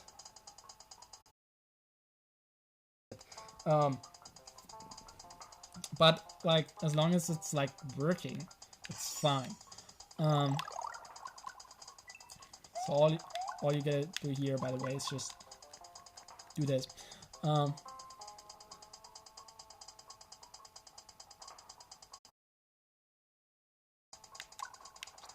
So you just get the shellmet, you just wear the shellmet and get the fire flower. No, you actually need to lose the fire flower, you need to be small. Some people actually try to do this and get small with the shellmet. Some people actually try that, I don't know why. But that doesn't work, you need to use your shellmet first. And most people don't even find this Kaiser block that prevents you from going out there once you're like small. Most people don't even try, they don't even realize that they could try this. Also, most people luckily don't realize the cheese here, which is going back and lose your shellmet on the skewer. Lose not only your shellmet, actually everything on the skewer, and then go back there. So in the next revision there's gonna be a one-way. Where are my one-ways? Yeah, on my one-ways. Next revision is gonna have a one-way here, such that you cannot do that. I don't know if it's just you, and like the bitrate is bad. I see it, like I have like, if I look right on my PC, I see my own screen, and for like a few minutes ago it was really bad.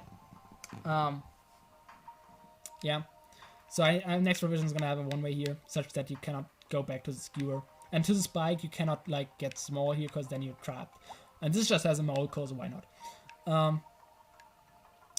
So literally the troll here is being stupid and trying to get small while having a spike helmet on this block instead of losing the spike helmet first. That's literally the only troll here. Also, those ice blocks are preventing cheese, because somebody found out that, or like somebody was like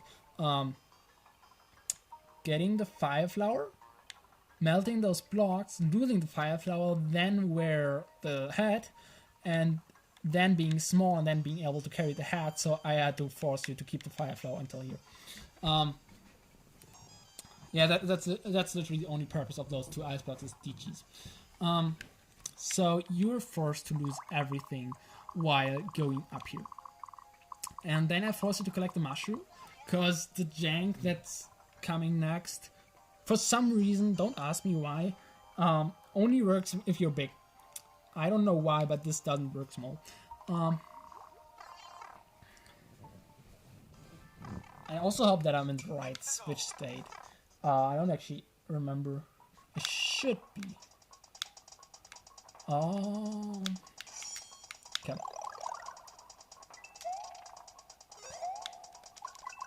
So this is all you gotta do. So, like I said, this only works when big. And what happened here? I'm gonna say what happened here right now. Is that while the screen was scrolling to the right earlier, this drive-on shell spawned already in, and the conveyor moved it to the right, to the spot where it is right now. Then later, after the helmet, not the helmet, the drive-on shell moved there, the launcher spawned in right where this shell is. Just gonna call it a shell. It's a shell, okay? And now the dry bone is like inside of the launcher, because that's how this game works when things spawn in above each other. This block here obviously is just a disrespect block to like make sure that you can kill yourself at any time.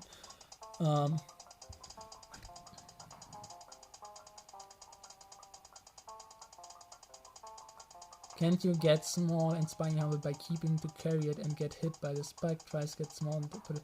Yeah, that's why there are 2 additional ice blocks here, so that you would need to put on the helmet to break this block, and then you still need the fire flower after you already broke the block, and to break the block you need to carry the to wear the helmet. So that's why those 2 ice blocks there are SDGs. And what is happening with the setup? So it's telling you here to hold Y because Y is always the run button. And if you ignore that, what is happening is that you get trapped in here. And I'm in the wrong switch state. But you get trapped in here. I'm gonna show this in the other switch state as well.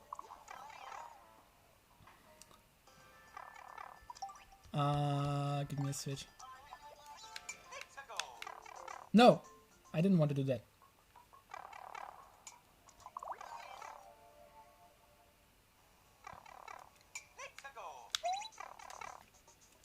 So in the normal version, not in the Geek version, in the normal version, you enter this in this switch state.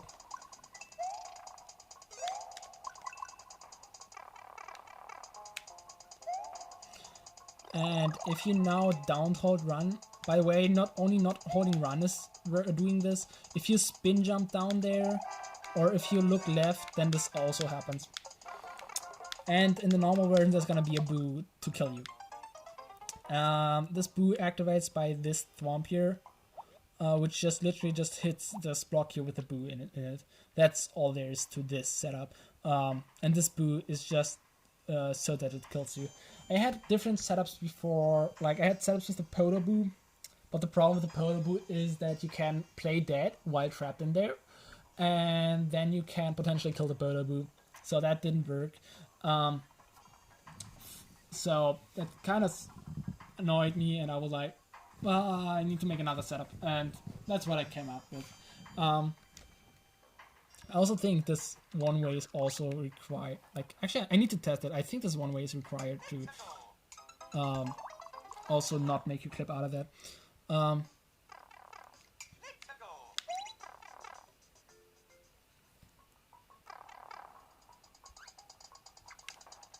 Gonna cheat. Damn it. It didn't work. I'm trying to be faster than you can be. I need to actually let the screen scroll. Oh. Oh, I see.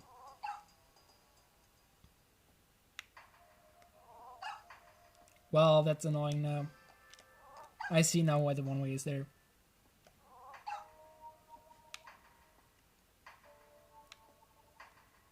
Huh.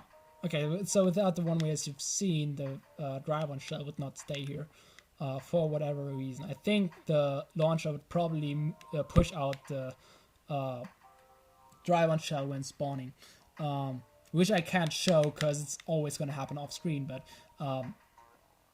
yeah, for whatever reason. So all you gotta do there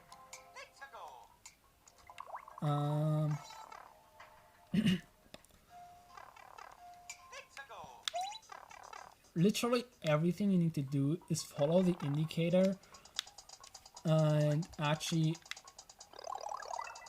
hold run button. Like, it doesn't matter if you use Y or the actual run button, and then you can get the drive-on shell, and you need that shell to throw in there, and then you can, like, here you lose your mushroom, and then you can get in here. Then you get to this, and that's a little jump scare, because you actually need to stay down here, because the mushroom isn't gonna come up here. So the control here is literally like, I'm scaring you with Larry fire, or not Larry fire, with Larry's rings, but when a boss enemy shoots something, and the enemy dies, whatever they shoot also completely dies. At least for Koopa-Links. I don't think for Bowser, but I think also for Magic Koopas and Bowser Jr. But for Koopa-Links, definitely their magic dies when they die. Which I'm using here for literally just scaring you and making you jump here.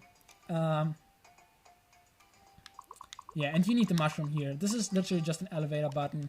But yeah, you need the mushroom here. So this setup here is literally to make the Larry shoot faster, because if you hit him with a spring, he's gonna be shooting pretty much immediately, and this block on tracks is just time to kill him fast enough such that his magic or rings or whatever you want to call it could never potentially kill you, no matter what happens.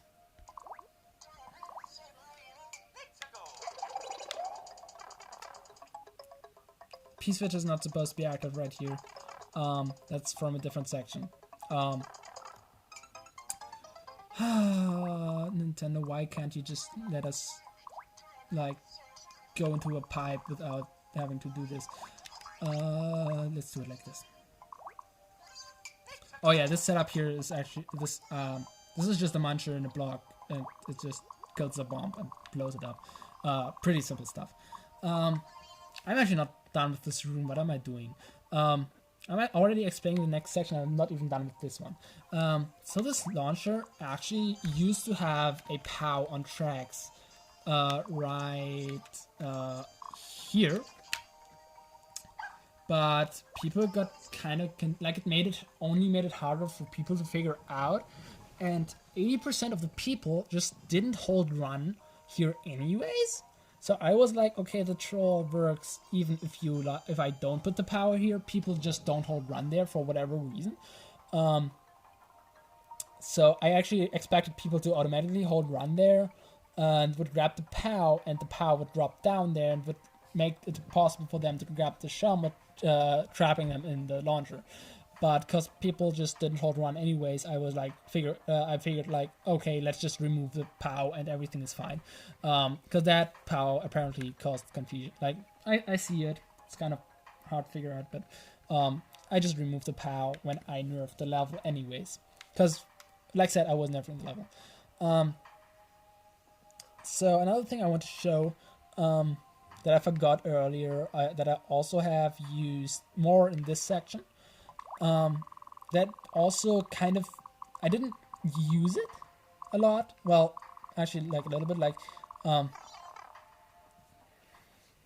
usually the only thing that makes the stops the screen from going to the right is usually like a wall. But you can see there that this here is not a wall.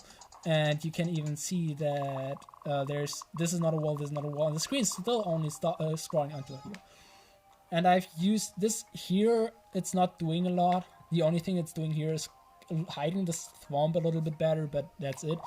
It's actually more important here. And this is a thing of custom auto scroll. And what is happening here is that I have a full horizontal wall, literally one tile below the top of the screen. I'm not gonna go through the whole word because why?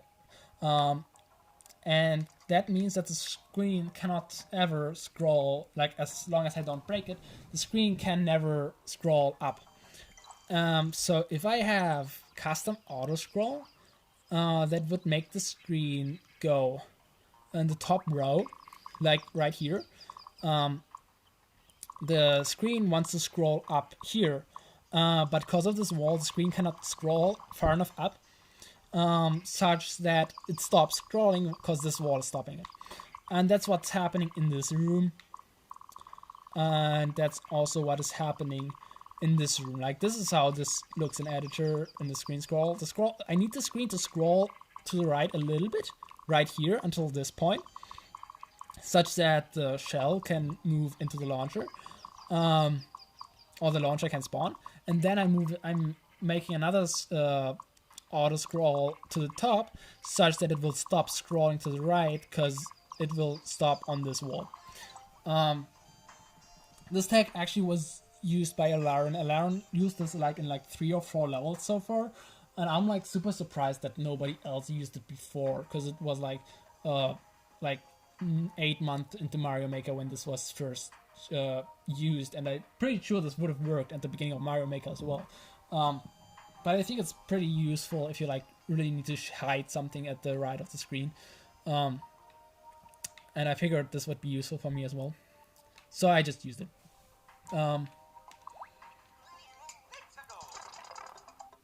Well, I didn't want to have this P-switch active. God damn it. Okay.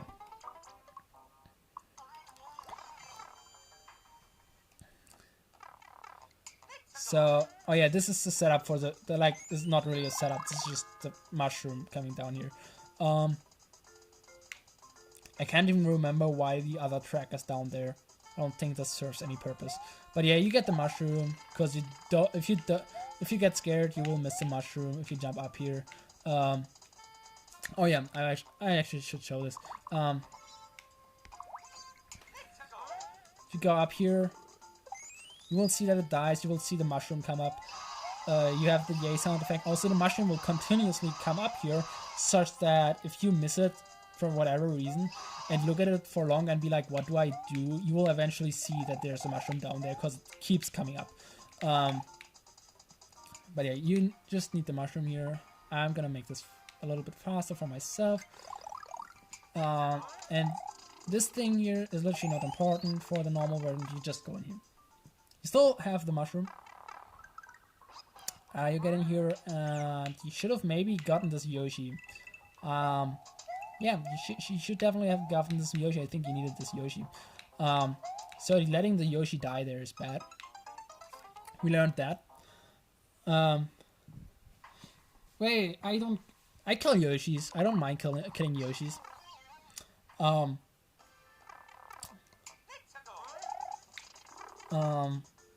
Because why would you not kill Yoshis?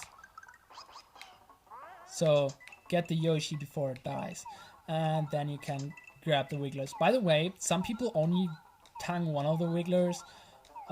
There's no reason to not grab the second one. Like, yes, you could expect a troll for that, but I didn't put anything there. I thought about it after people did it, but I was like, I don't care, I'm not gonna do it. Here you still need the mushroom, just to make sure that you cannot intentionally lose your mushroom. And you should have probably you need this red Yoshi, but it's the same trick as before. You need to kill the green Yoshi first to be able to get the red Yoshi. Hey, this is only the second time that I forced you to kill a Yoshi to dodge a troll, okay?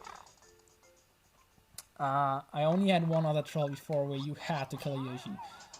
So why the first time Yoshi died unintentionally, now you have to actually kill it to make this Yoshi spawn in.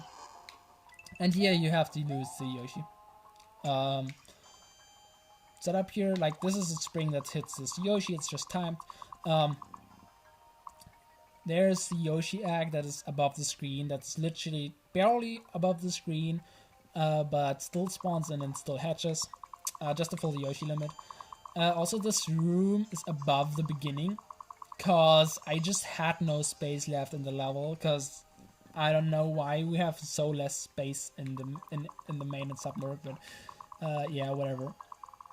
So everything here is above the screen, and yes, you can see a little bit of the first room here, like you can see the top of those ice blocks, but I can't really do anything about it, so whatever. And it's also the reason why at the very beginning of the level the screen scrolls over just by one tile. So the first wall here, the first screen stop wall, is right here instead of here, such that this auto scrolls it up by one tile.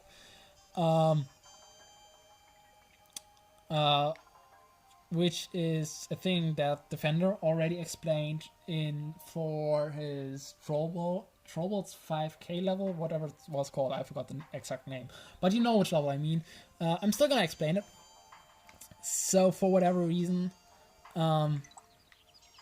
if I would have the wall, the screen scroll stop one tile to here, so that it would actually be only this screen, then it would automatically scroll down from this pipe here, no matter what I do. And because I make the screen scroll top one to the right, it will scroll from here to the right, but it would not scroll from this pipe here. As long as this entrance here is at the right of this first bird here. Like if I would come out of this pipe, out of this door, which you don't do, then the screen should scroll down. I can actually show this. Like this, the screen will scroll down automatically to the beginning, which I obviously don't want. for reasons I don't think I need to explain, because then you would not see the room, you would just die to the screen scroll, which would be like just bad. Like I cannot do anything with this room, and I don't have anything anywhere else where I could put this room because I don't have any space left in the level. Oh hey Box, I'm sorry, I was just talking. I'm still mad at you for. Well, yeah, I can understand that too.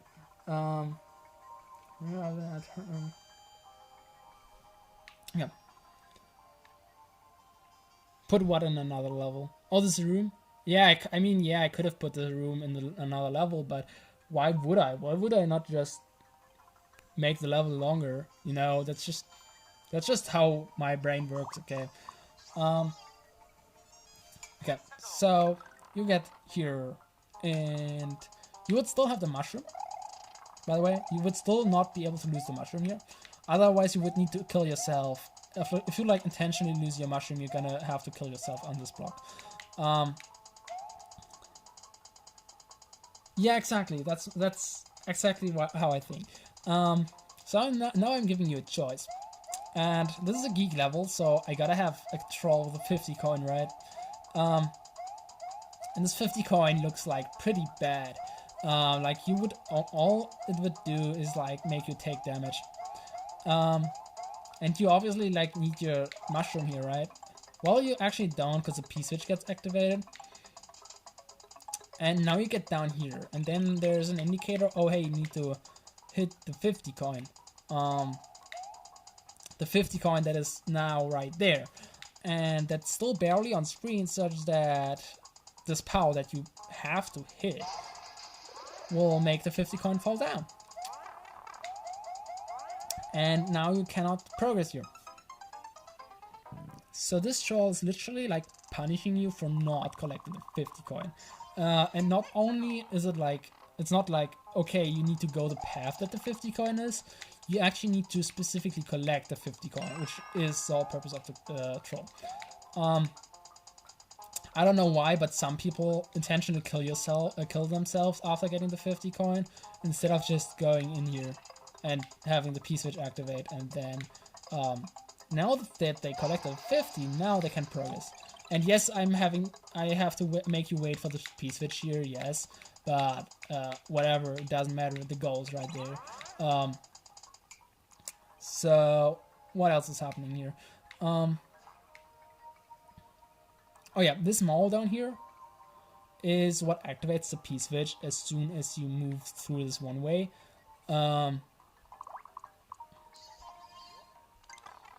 I can show this. So the mole usually is moving right, and as soon as the moment you turn around, the mole is gonna hit the muncher into the spring, hitting the muncher up into the spring, killing and activating the P switch, and all the P blocks activate and kill everything here, such that there's nothing left of it.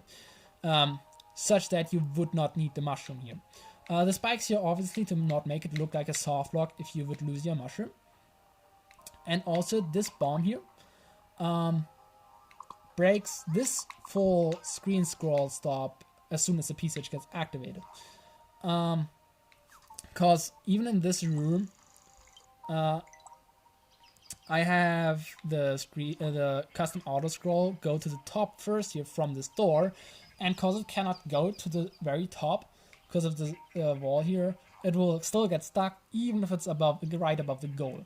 It will still get stuck here, but as soon as the wall here breaks, the screen will scroll to this here, and then it will scroll down to the goal, because a custom auto scroll always ends at the goal.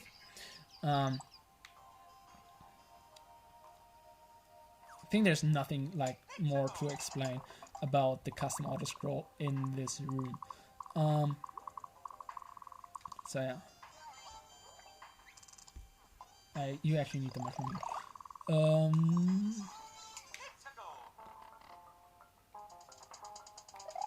Now it says you have to. Well, I mean, at this point it doesn't matter. After you hit the POW, yes, the 50 coin falls. But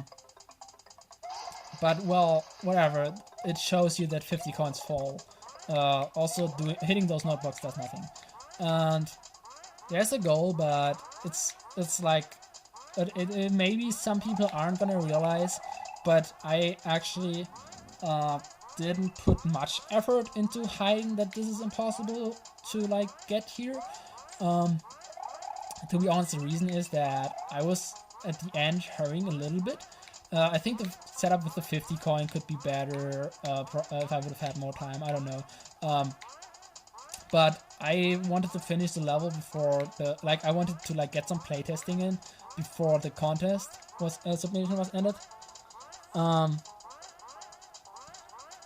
No, I think even if you're a whole ride and run, it's not gonna work. I'm gonna show it in a moment.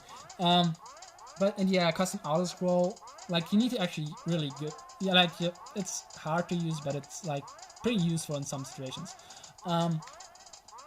So to be honest, I kind of rushed some rooms, like this room and the room before was kind of rushed, because I didn't yet know that Geek would be like, oh yeah, you all have now 1 more week. So I was like rushing it, and so that's why the setup isn't as good. But I'm like, it works, okay? It freaking works. Setup here is pretty simple. The saws are literally just to hide stuff. And the setup just works in both switch states. I think there's, yeah. So I don't know in which setup, this setup is supposed to do the same thing no matter in which switch state we enter the room. This launcher is always going to spawn in. And either one of the springs is also always going to be spawning in.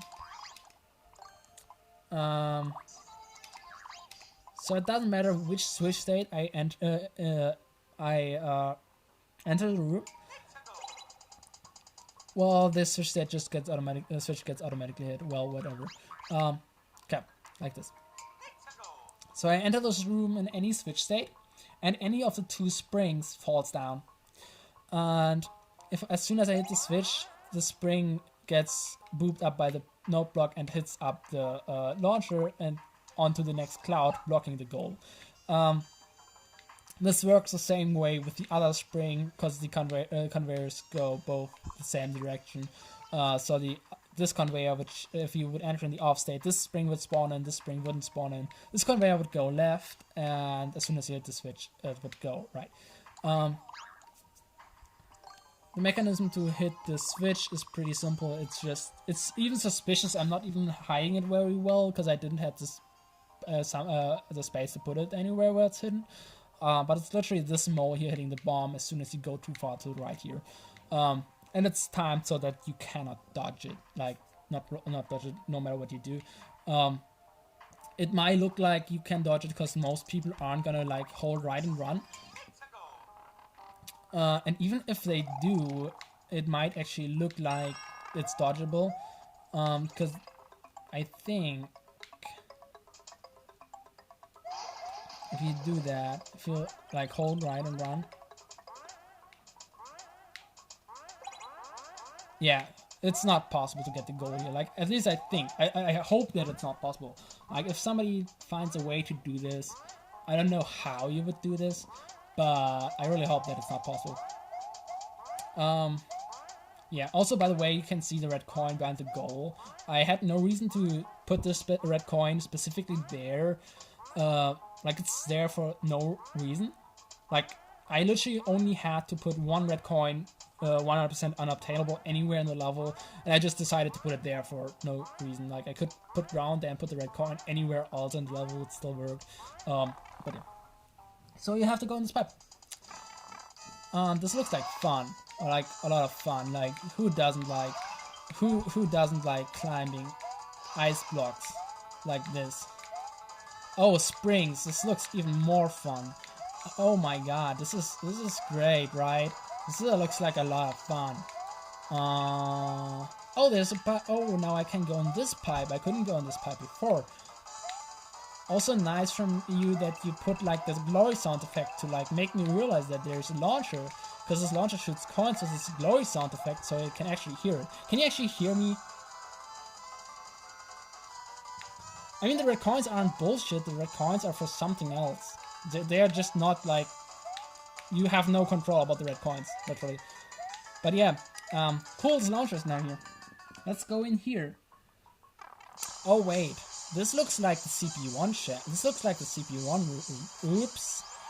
I don't actually know in which version I am. Whoops. And actually, if you pay attention, like, yeah, I have the sound effect to like hide the bottom of the screen, but you can see that you didn't actually collect the checkpoint. Like, you can see like the little pixels, black pixels, the checkpoint isn't collected. Well, guess I have no other choice than to go in this pipe again.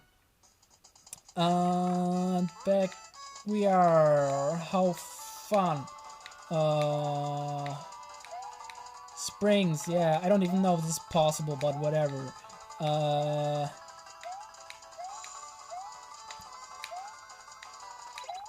Oh, P-switch. Great, I can go back in this pipe. I have nothing else to do than go in this pipe because the way is blocked, but okay, great, I win. Okay.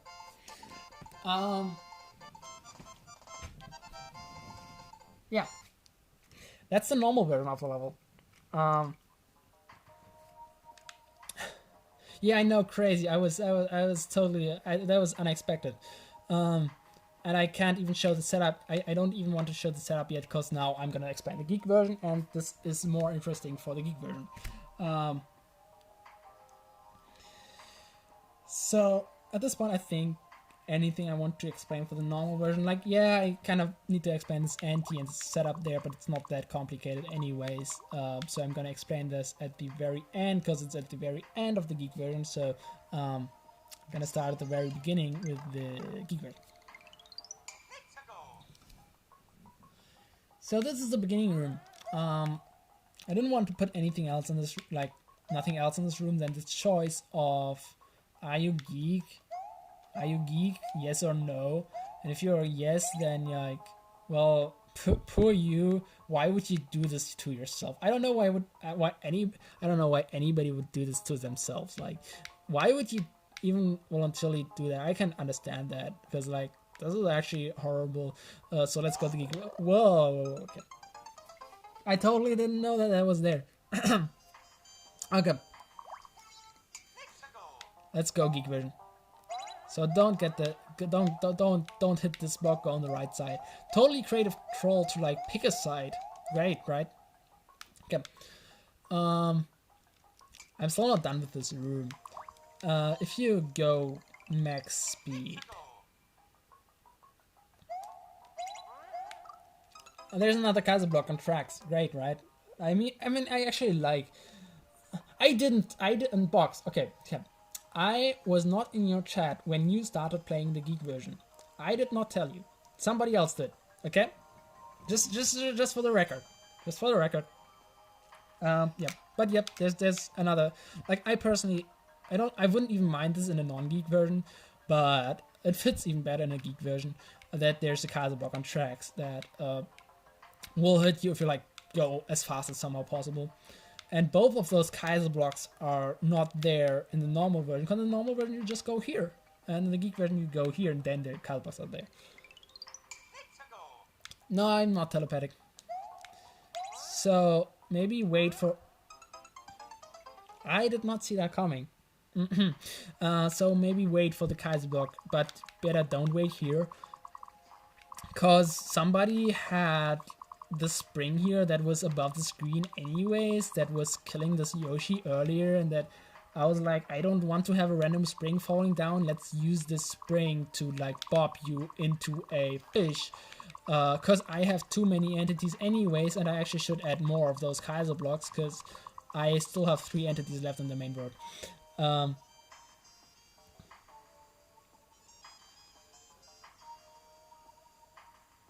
I mean, no, I didn't know where you were going to go. It was you just made it easy to predict. Okay, that's it. So yeah, you do better to like do something like that, like, or you can also just wait for a little bit longer. But yeah, so as I already mentioned at the beginning of the stream, there's a clip of Geek saying, "Geek and I trust you." Okay, we should actually like bet. Is Geek gonna trust me and follow the arrows, or is Geek not gonna trust me? Like, she said so often that she's gonna trust me. Like, is she actually gonna do it? Is she actually gonna go down here and just die or not? I'm curious. What do you guys think? Like, I'm actually curious. Whoops. Spaghetti, huh? Imagine.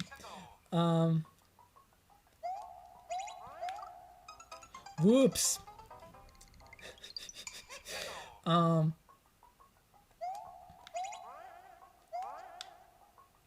Okay. By the way, only one person. Guess who? Yeah, same. I'm gonna be mad at her if she does. Like, she might as well not play the level if she doesn't do the Geek version. You can guess who, but only one person actually, like, at least they said, only one person said it, that they realized that there was a doodad here.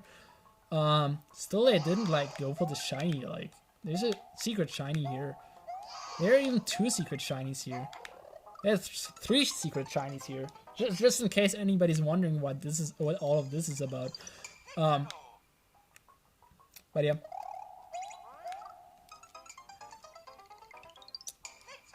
Imagine intentional spaghetti.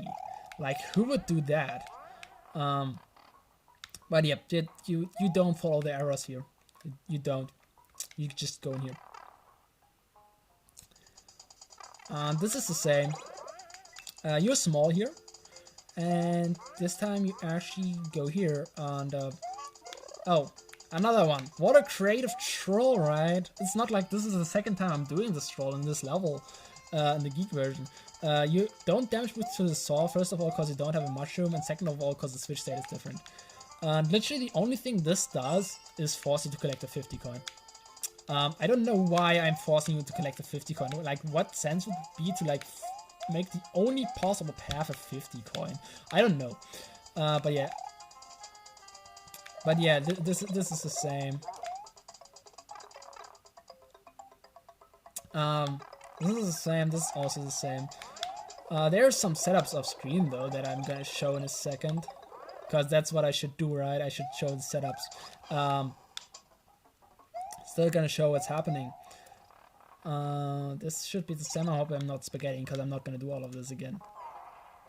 So this is also the same. Even this troll is the same, even though this troll here depends on switch state. Even this is the same, which that's what's actually annoying to set up, believe me. This is the same. But just a second ago, the switch state changes, and now the screen scrolls over and says, "Not for you." Well, the arrows are pointing at a checkpoint, but, like, you can't get this checkpoint. You can jump here to get the yay sound effects, but you cannot get the checkpoint. So time to explain the setups. Whoops. Where do we start? So first of all, this room here is exited in the same switch state both times. Both times you're gonna exit the switch state in the off state. I think it's both times the off state. Is it actually? Or is it both times on? Yeah, it's both times you're exiting the room in the off state. But in the non-Geek version, you're exiting the room small. No, in the Geek version, you're exiting the room small, like you're coming in this room here small. And that causes that to be a progressive power-up that hits this note block, making this cannon fall down, go on this conveyor, and hit this bomb here, hitting the switch. If you're big, then this is just not gonna happen, because it's then gonna be a fire flower. And the setup is like this, because spawning mechanics in vertical sub areas, well, whatever, but this works. So I don't know if this could be better. Like, this costs 3 entities. It doesn't really matter if it's slow or not, so whatever, I don't care. But yeah, that's what's changing the switch state here, such that it's on in the Geek version and stays off in the normal version. It's actually kind of complicated. What is kind of complicated? This is a simple setup. Come on. Explorers, you should know that this is not a complicated setup. You should be able to like see this and know what this does.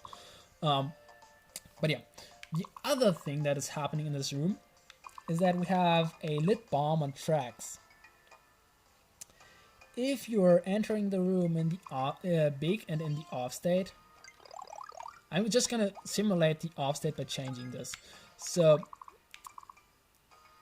if you're big, the bomb is just gonna stay on the track, because the switch state is gonna stay off, and the bomb's gonna stay on the track. If you're small, then the switch is gonna change, the bomb's gonna fall down, and it's gonna break something. And because I spawn in the on state and not in the off state, like it's the other way around, but whatever. Like you come in here in the off state, so I think you still see how this works. And so this bomb breaks something down here. It breaks exactly this one block here. Like this block here gets broken. That's it. That's all this bomb does. And that's gonna be important a lot much later. A lot much later. This just here is just because I needed to change the switch state. In both versions, I just changed the switch state. This room here, because this troll here requires the switch state to usually be on. I have this spike ball here, which immediately hits the switch if you're in the off state. I don't even know which version. I think that's the Geek version. In the Geek version, you're coming in here in the off state, which hits the switch, which is still fine. It will still not make the spring fall down, because the switch is hit before the spring would fall down, so the spring will still stay on this on block. So it's gonna make it such that the switch state is on no matter in which version you are, such that this troll, just this one troll can work. But it does something else as well. In the off state, this bomb here is gonna spawn in. If this bomb spawns in, and this spike ball then also hits the switch immediately to on, only then in the Geek version, this bomb will destroy this hard block. That's literally everything that happens in this room. So as soon as you enter the door now, in the normal version, you're gonna enter this door on the off state, because the switch state changes here exactly once to make this mancha come up, and you enter the door on the off state, and everything is fine, everybody's happy, we can just get the checkpoint here. If you, however, play the Geek version, then this bomb here destroyed this block here, meaning that this bomb behind this hard block here spawns in. And what happens if this bomb spawns in? Then this block here, with this winged block, will, like, a little bit delayed, yes, I intentionally delayed this a little bit, but it will blow up this bomb. By blowing up this bomb, it will automatically hit a switch. And here, use of entities, I'm using the same switch here that I used, that this bomb here hit. Just because it saves me an entity. Like, otherwise I could put this bomb here anywhere. Well, this bomb here needs to spawn in, but I could put it like above the screen. And at the point I made this, I didn't know that I would have enough entities left to like put it somewhere else. But whatever, it's totally fine. I'm just using the same switch here because it's saving entities. So what happens in the Geek version is that this bomb will hit the switch, which causes this here to change back to on, making the checkpoint not attainable. Also, this bomb is then going to be spawned in, which causes this, when the switch changes from off to on, blowing up this wall here, making the screen scroll over to this message here. Also those here, totally no ELB shenanigans. Totally no ELB shenanigans in this room. Yeah, so that's how I change back to switch state while I have the same state in both versions here. So that's how I change it back as soon as you come in this room. And I also force you to collect the mushroom here And I said earlier that that's also important for the Geek version. Also note that in the Geek version you could no, that's also gonna be important later actually. Okay, it's so much later, I know. So I don't know, does anything happen here? Yeah, it does. I think this shouldn't have anything happen. Yeah, cool. Now I need to get big. So now I had following a problem. You spawn from the checkpoint in the on state always, but you also you would also come in here in the on state when you're playing the Geek version. The difference is that in the Geek version, when you come in here, you will have a mushroom, while if you spawn from the checkpoint, you will be small. So that's why this mushroom is there. Like this mushroom that doesn't seem to have a point, because you're getting a mushroom here anyways. If you are small spawning from the checkpoint, this is gonna be a progressive power. Well, this is gonna be a progressive power up. Even though you get immediately big, this is gonna be a progressive power up hitting this switch because this is a spike ball. If you get in there big, this switch is not gonna be hit. Also, the switch is gonna be on. The switch is gonna be on if you spawn from the checkpoint in the normal version, making this muncher literally go to the right and do nothing. No, wait, no, that's not right. That's not what. That's wrong. Making this muncher go to the right, but the switch will be hit before this muncher lands in here, making this muncher go back and hit this bomb, hitting this on-off block and destroying this block. You might ask why this is important. Just know that this is important. Also, when you're coming from this pipe, this Podaboo here on tracks will not be spawned in. If you play the Geek version and you enter this room big, then you are already in the off. Now then you are already in the on state, and this muncher will just move here because you're entering the room big. This muncher will just move there. So both times you will end up having the switch state off. No, both times you will end up having the switch state off.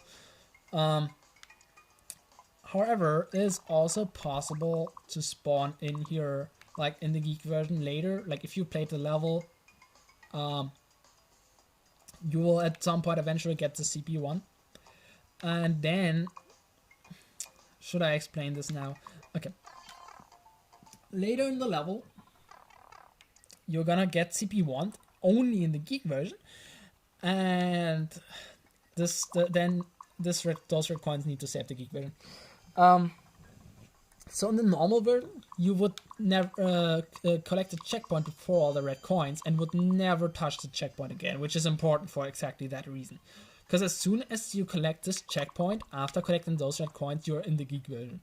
Because what's happening is that every time you spawn from this checkpoint, there's some ELB shenanigans going on, making this one up here not spawn in the muncher that is in this node block, not blowing up this bomb. But only if you collect at least one of those red coins. It's actually important that it doesn't matter which red coin. Because you could like hold left or right and you could only collect one of the red coins. But it doesn't matter, it only needs to be one of them. Or both of them, it doesn't matter. Also, those red coins are at the bottom just so that you cannot avoid collecting them if you're playing the Geek version. This one-up is a little bit higher, like not directly above the node block, just because you need time to fall down from the checkpoint into the red coins. Those bosses here that just fall off the track here, and those lemmies here that just sit there are literally just ELB. And also this is the only thing that the ELB is used for, which is saving the Geek version. Meaning if you already collected the red coins, well, I spawned in more than I was supposed to be. But just believe me, if you already collected the red coins and you spawn them from the checkpoint, the switch state will get hit here. And you will enter this small in the off state. If you enter this small and in the off state, what is gonna happen is that the switch gets hit and changes back on. Actually, I can show what happens. Is that the switch gets hit, but the muncher, the switch gets hit before the muncher hits the bomb, making it such that the switch stays on, and this bomb will not get blown up. So basically, in the non-Geek version, this bomb gets blown up, and in the Geek version, this bomb does not get blown up. That's literally it. Like, that's the result of that. And the other result is that in any version, the switch state at the end is gonna be on. And there's a check here just to make sure that if something janks out, you cannot pass this if the switch state would end up in the off state. And everything from now on, because you're always in the on state, is gonna be the same. Until this point. This room here. So if you, as soon as you enter this pipe here, you'll be below this room. And because the screen scroll stop is exactly here, this bomb will be spawned in. By the way, you enter this room in the on state, I think. Yeah, you enter this room. You enter this here in the on state. So what is happening is that in the Geek version, the switch state will change after almost one bomb wait.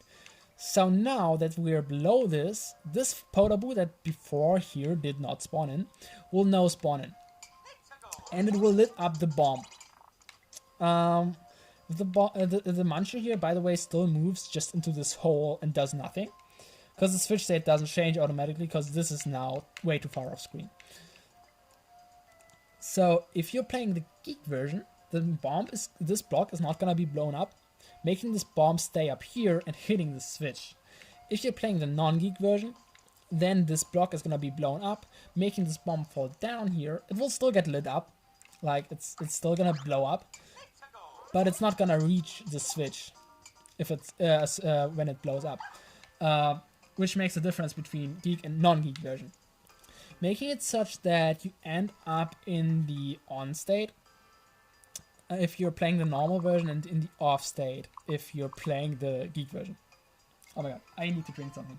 I need to hydrate. This takes way longer than I thought.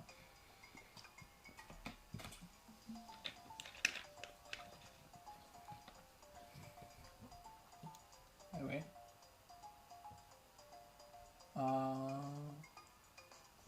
Yeah. Okay. So yeah, here is where I switched the switch back, while I had a few rooms before here where the switch state is the same in both versions, but that's how I switch it back here. And the difference in this room here is pretty simple. The switch state is off, which makes this here literally a soft lock. Like literally, like if you collect the P balloon, you're soft locked in here. Which actually is because you cannot collect CP1, is usually before checkpoint. Unless you already got CP1, in which case this is after a checkpoint, and you should actually pay attention to not accidentally do that. Right, Box? You should, after when you got CP1, you should try to not soft lock in here.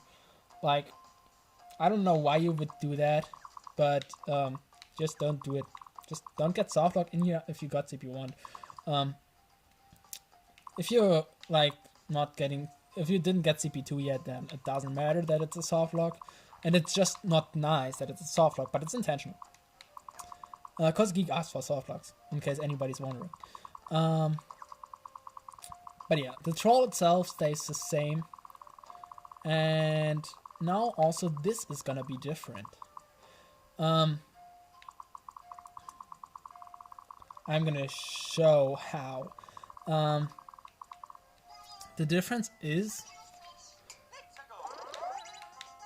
that if you now enter this in the off with a P balloon, because you think you're smart, just in case anybody really thinks so far, in the non-geek version,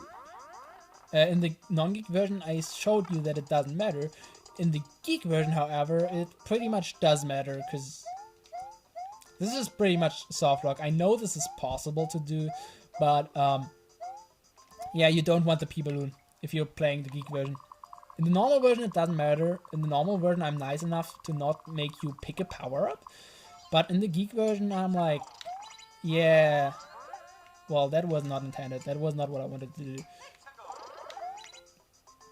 So, in the Geek version, make sure that you don't collect the power-up. But otherwise, you can totally just get the checkpoint. Imagine doing the same troll 3 times, but the 3rd time it's actually a soft lock. Imagine doing that. Who would do that? I don't know anybody who would do that. And this is actually like this is don't forget about this hidden block if you're like coming in here the 2nd time after you got CP1, because that's gonna be an actual soft lock after a checkpoint. If you do that, I would recommend to not do that. Looking at you, Box. Are you still here, Box? Somebody like, I don't know, spam Box on Discord. I think he's not here. Okay, sad, but don't do that. Don't hit this block if you already got CP1, and in best case, just don't hit this block at all. And if you do that, then you're pretty much fine. Okay.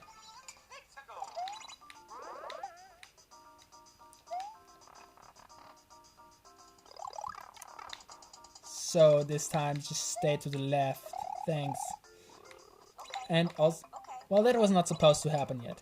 All I need to do to not make this happen is this. Cool.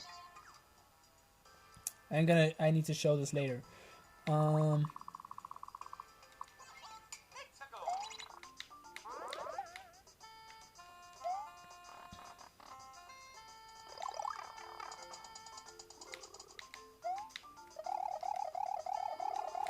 So you might realize that it's a little bit different. Like now this block here is on, preventing you from getting the checkpoint here. But therefore you need to go in here. And because of the one-way behind the door, like I'm not like trying to hide the one-way there, doesn't matter. Like there's no troll to hiding the one-way. But it's just literally there to force you to collect the red coin before getting the checkpoint. Which is kind of important. Like the first time you got the red coin after getting the checkpoint. And this time I'm forcing you to do it before that, which is literally the only reason that this path is split instead of just giving you the checkpoint both times. So I don't know. It's probably pretty obvious, but I'm still gonna explain it. The reason I'm gonna force you to collect the red coin in the Geek version before getting the checkpoint is that this red coin is what prevents this muncher in this note block here. That this Lemmy makes this wonderful sound on from spawning, preventing it from hitting this on-off block, making the switch states stay on. However, if you do not collect the red coin, and you don't have, like, I don't know what else I had spawned in that wasn't supposed to be spawned in, just go away, okay? Okay, I don't know if I accidentally added a bunch of one-ways, but however, if you spawn from the checkpoint and you don't have the red coin, then you would not, like if you have the red coin, let me just start again. If you spawn from the checkpoint and you immediately collect the red coin, this monster can't spawn in because of the ELB. if you do not collect the red coin, the ELB is free such that this Muncher can spawn in and detonate this bomb to hit the switch. That way, in the non-Geek version, the switch state stays on every time and the switch state stays off every time in the Geek version. No matter if you spawn from the checkpoint or just go on in the level. Oh yeah, there's one other thing I didn't show yet. I forgot about that.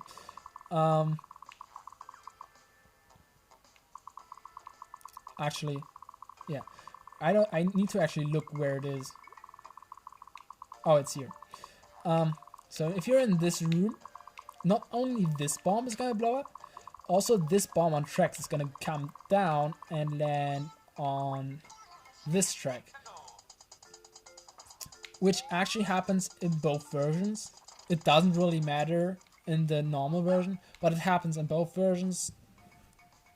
I don't need to set it up to only be like this in the Geek version. It only makes a difference for the Geek version.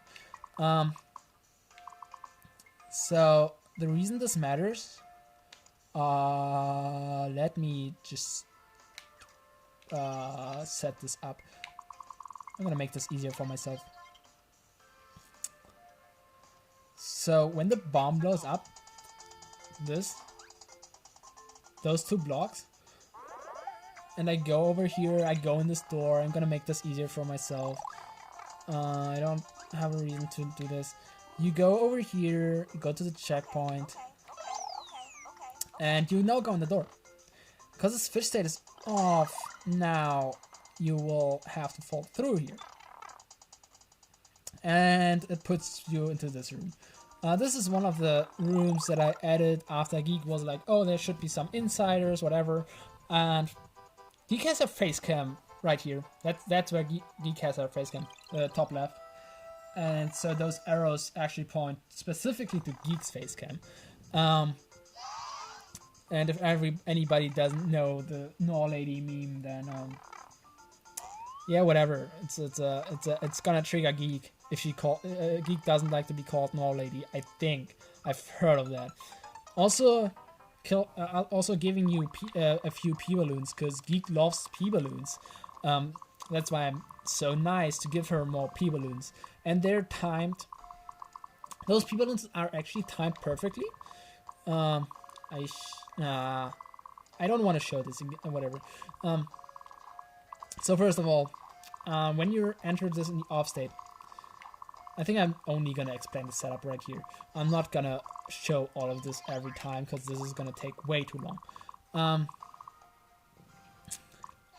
If those two blocks are broken and the switch state is off, this launcher can spawn in. If either the blocks aren't broken or the switch state is on, the launcher is not gonna spawn in.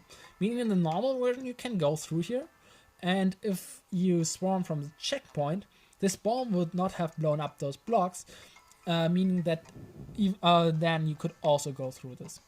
Also, if you're coming through this door, this bomb will not spawn in because it's literally too high up. And the same applies to falling down here. If you're in the off state, Geek version, then you can fall down here, and also those blocks need to be be destroyed to be able to fall down here. This bomb here also only spawns in the off state. It's just a bomb weight, I don't care. Making those blocks, destroying those blocks, such that you can fall farther down. First, it's only saying "Oh Nor," then trapping you here. Also, I'm giving you a fire flower here that is also only spawning in the off state. So only in the Geek version you get the fire flower here, such that you would like survive both bomb explosions. The second screen scroll stop just breaks by a bomb on tracks. That's lit. Pretty simple. Then you fall down here, you get a star and another fire flower, and the first of the two P balloons this year is timed perfectly such that you get it like a few frames before you would die to the spike. The second one is timed such that if you immediately hold down as soon as you get the first P balloon, you will die before getting it. If you, however, like don't react fast enough, you will always get the second P balloon as well. So you have to like wait 6 damage boost, like 1 star weight and 6 damage boost total to die here, and it's a force death. Like, I don't really care. It's only a Geeks version specific force death, and it's just there to definitely show Geeks that she's a Nor lady. But yeah, if you, however, spawn from the checkpoint, no matter on or off state, those 2 hard blocks are always going to be there, and you can progress through. This setup here is basically the same. So I needed a setup that works in both switch states, and that both times requires to hit a switch exactly 1 time, or an odd number of times. Like if you hit it 3 times, I don't care. But I definitely wanted you to change switch state, such that I still have the different switch state in both versions. So that's the setup I came up with, which is literally that on the one side, one launcher is gonna move over, and on the other side you have the switch blocks that you can pass only in one state. Because the conveyor moved over the launcher, no matter which launcher it moves over, you can never go the top way, and the bottom way is only accessible with once in one specific switch state. And the other way around, if you're playing the Geek version, then the bottom ways always be blocked by the launcher, and you can only enter the top way in the on state. Such that you have to definitely hit the switch state. And yeah, because I had to somehow use switch state here, or like I wanted to use switch state for this draw. Yeah, also, by the way, just note that, yes, I know that this bomb still spawns in.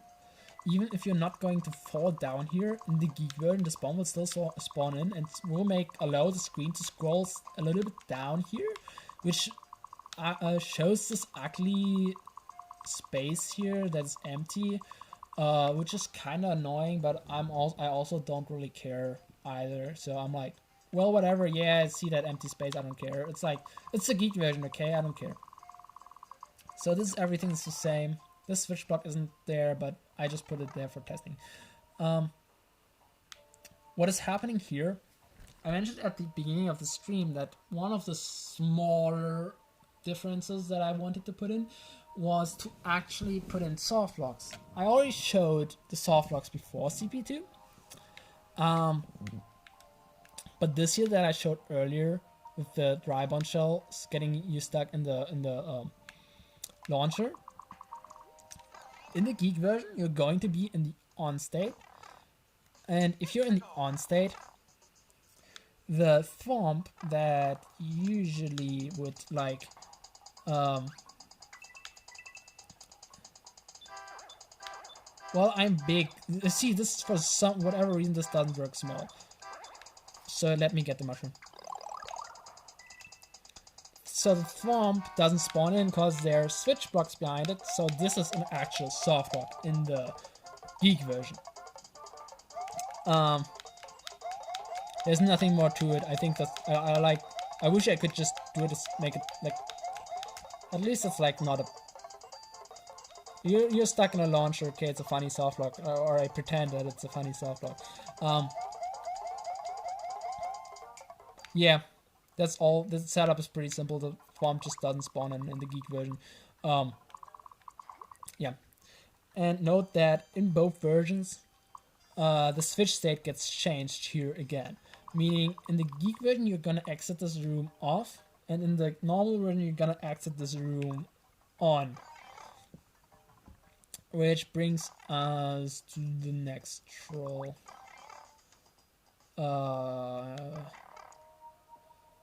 I'm just gonna remove this P-switch here, because that's gonna activate every time. And then I'm gonna give myself this shell here to make it easier.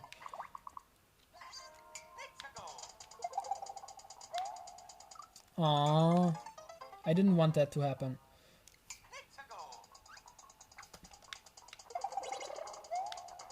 Well, whatever. So in the Geek version, in the Geek version, you're gonna enter this in the off state. This is still the same. What is not the same is that there's an off-screen Thwomp now. And now you need the mushroom here. That's why this block is here. And you might be like you might be smart and just kill yourself on the Thwomp, or you might be like going up here.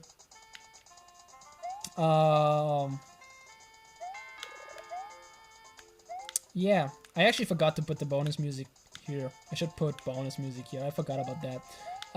Whatever. You eventually find a hidden block with a spring. Yay, there's another hidden block with a boo, but the boo has a parachute, so it just immediately dies, because only parachuted boos immediately die when they come out of blocks. You can try searching for more hidden blocks, but there are none. You can try to search for something to die here too, but yeah, no, you can't die. This is another soft block. If you're curious, there's another soft block. The Thwomp only spawns in the off state. Meaning also this off-screen Thwomp, which is a bad troll, is also Geek specific. And this one way here is only there to prevent the Thwomp from going back up, because the Thwomp going back up would allow you to die in this room. Also, by the way, this room is right next to the anti-soft block over here, because I had no space. I know I'm really low on space. This room is the same. So the only thing left is the last room. I need to scroll very far. Okay. So remember, by the way, that there's a saw hiding this on-off block. There are a few saws hiding the conveyors here. It's still suspicious as fuck, and I don't like. It's like just obvious what's gonna happen, but whatever. I don't care. But yeah, there's a few saws.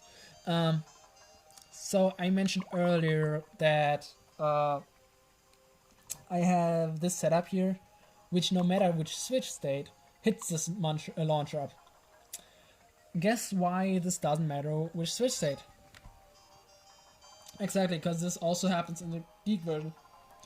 And in the Geek version, you're in here in the off state, meaning you're gonna enter the pipe in the on state. I think. So we're gonna do that. We're gonna go ahead and do that. Well, we're actually gonna come from here. So this should now be Geek version, I think. And I'm gonna just show what happens.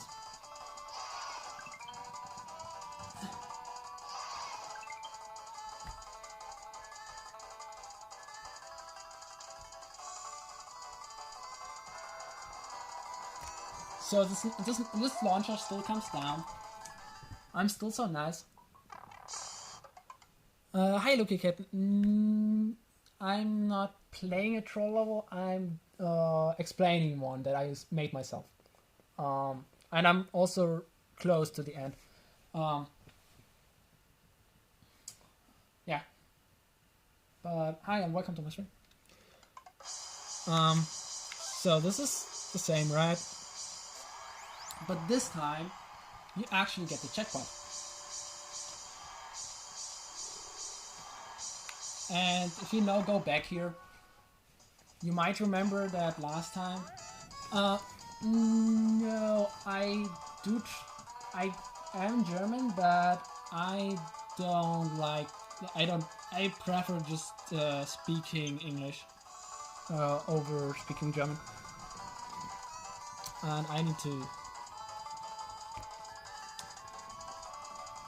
So you might want to wait for the P-switch to just get the pity win, right? If anybody remembers that the normal version had a pity win, the Geek version doesn't. It just doesn't have a P-switch. And yeah, you can wait for very long for this P-switch. And before I'm gonna explain how this works, it's not that complicated, but before I'm gonna explain how this, no, that's not what I wanted to do. I'm just gonna put my BRB screen on. Yes, I do have a BRB screen. Look at this, guys.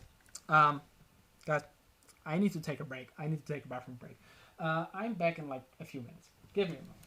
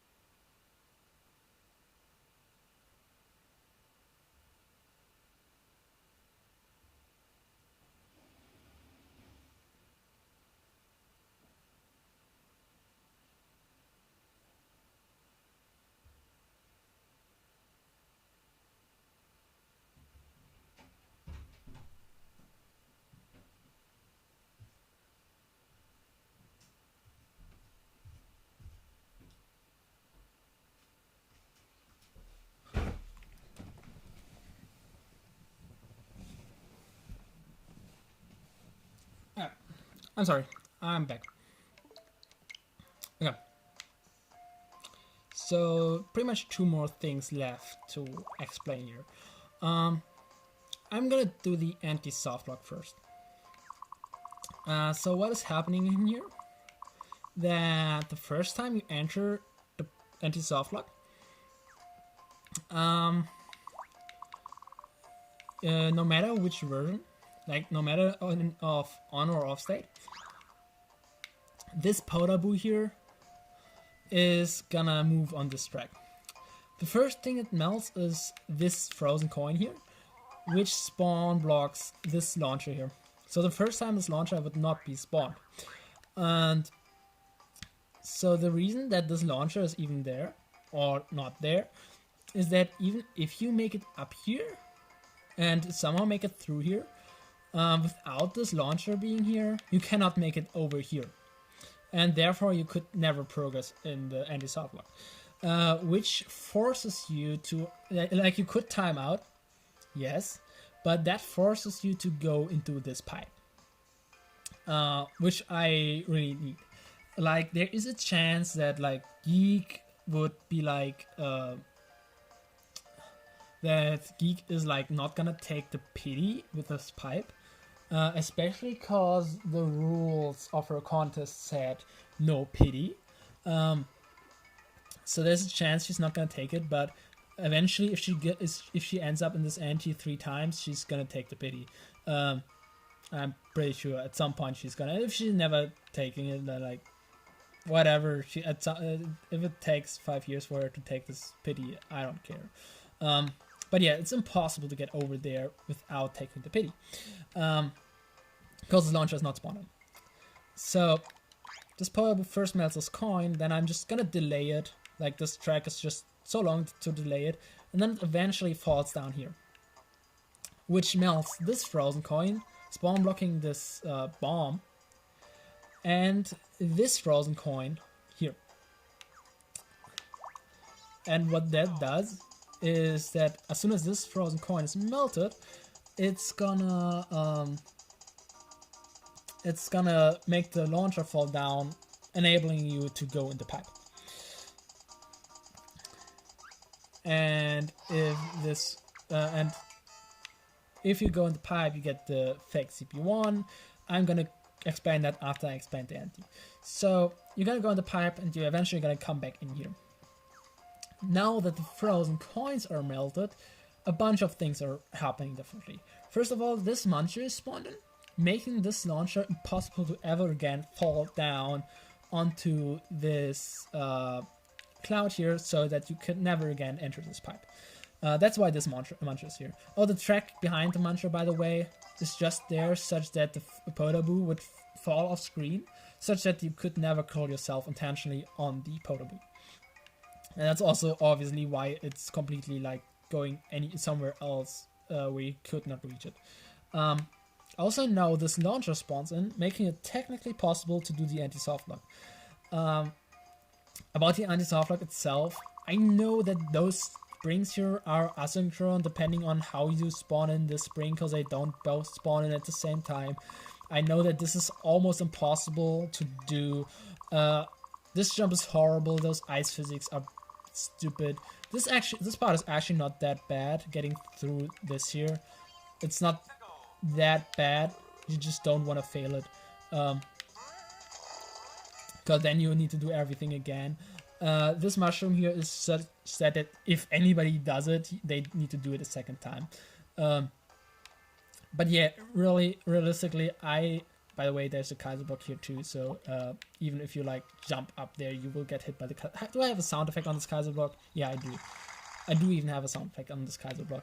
But I don't even expect anybody to like seriously get up until this point, so this part really doesn't matter, but like this anti-softlock is almost impossible.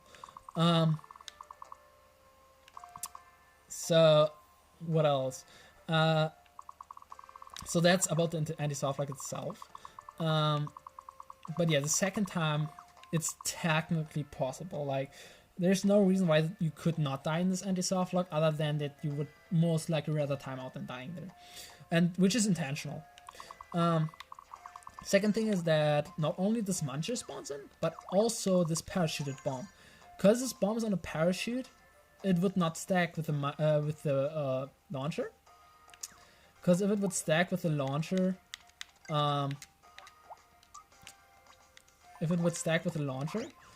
it would just fall through the cloud, which I don't want. Well, I need to actually unstack it to parachute it. So that's why this bomb has a parachute.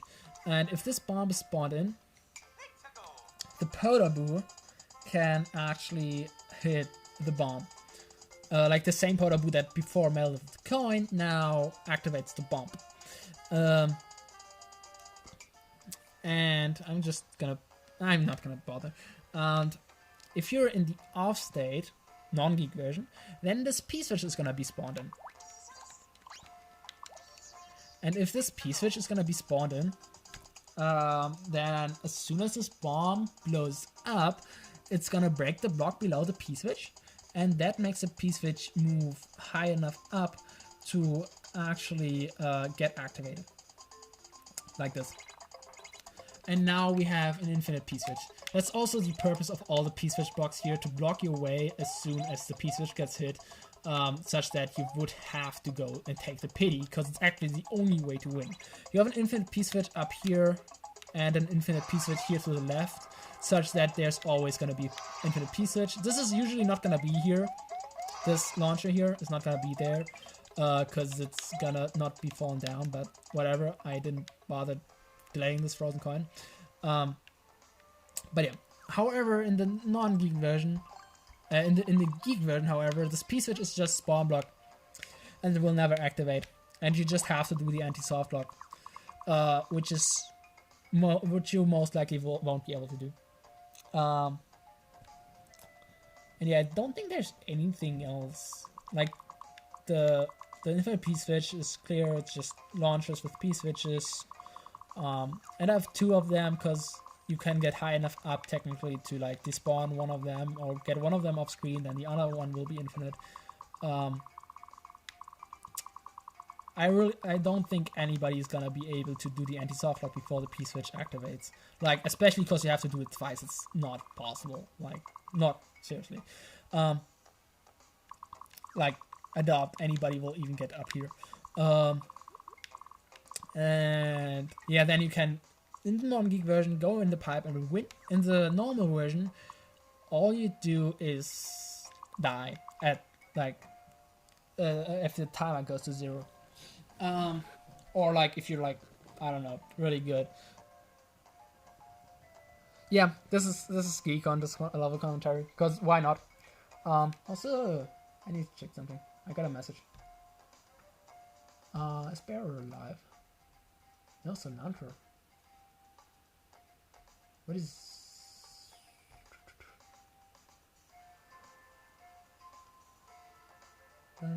Okay. Okay, sorry, I need to just check something.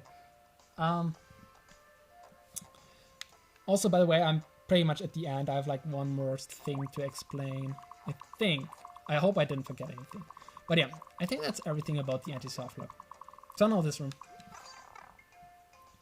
So the only purpose of this is to scare you in the non-geek version and don't actually let you get the CP. So the problem I would have if I would actually let you collect the checkpoint in the non-geek version is that you would have collected the red coins already, and therefore you would switch to the geek version if you time out after getting the checkpoint. And to just make 100% sure nobody can like switch between the versions, I actually don't let you collect the checkpoint in the geek version, in the non-geek version. In the geek version, however, I actually have to make you collect the checkpoint because it's the only way to progress. Oh yeah, there are actually way more things I need to say, but whatever. Okay, so what's happening is that as soon as you go out of the pipe, you will first of all, the first time, activate this blue platform, which will let you go down. I'm gonna actually show. Well, I'm just gonna remove the custom auto scroll right here, which is just gonna move you like this. Let you collect a checkpoint and low enough to not kill you. By the way, those munchers up here are also ELB things, like, because I just ran out of bosses. No, I don't have a Bowser Jr., but I ran out of Boom Booms and Larrys, okay? And I had enough entities. I could save them by putting Bowser Jr.'s instead, but whatever, I don't need entities. Who needs entities, anyways? At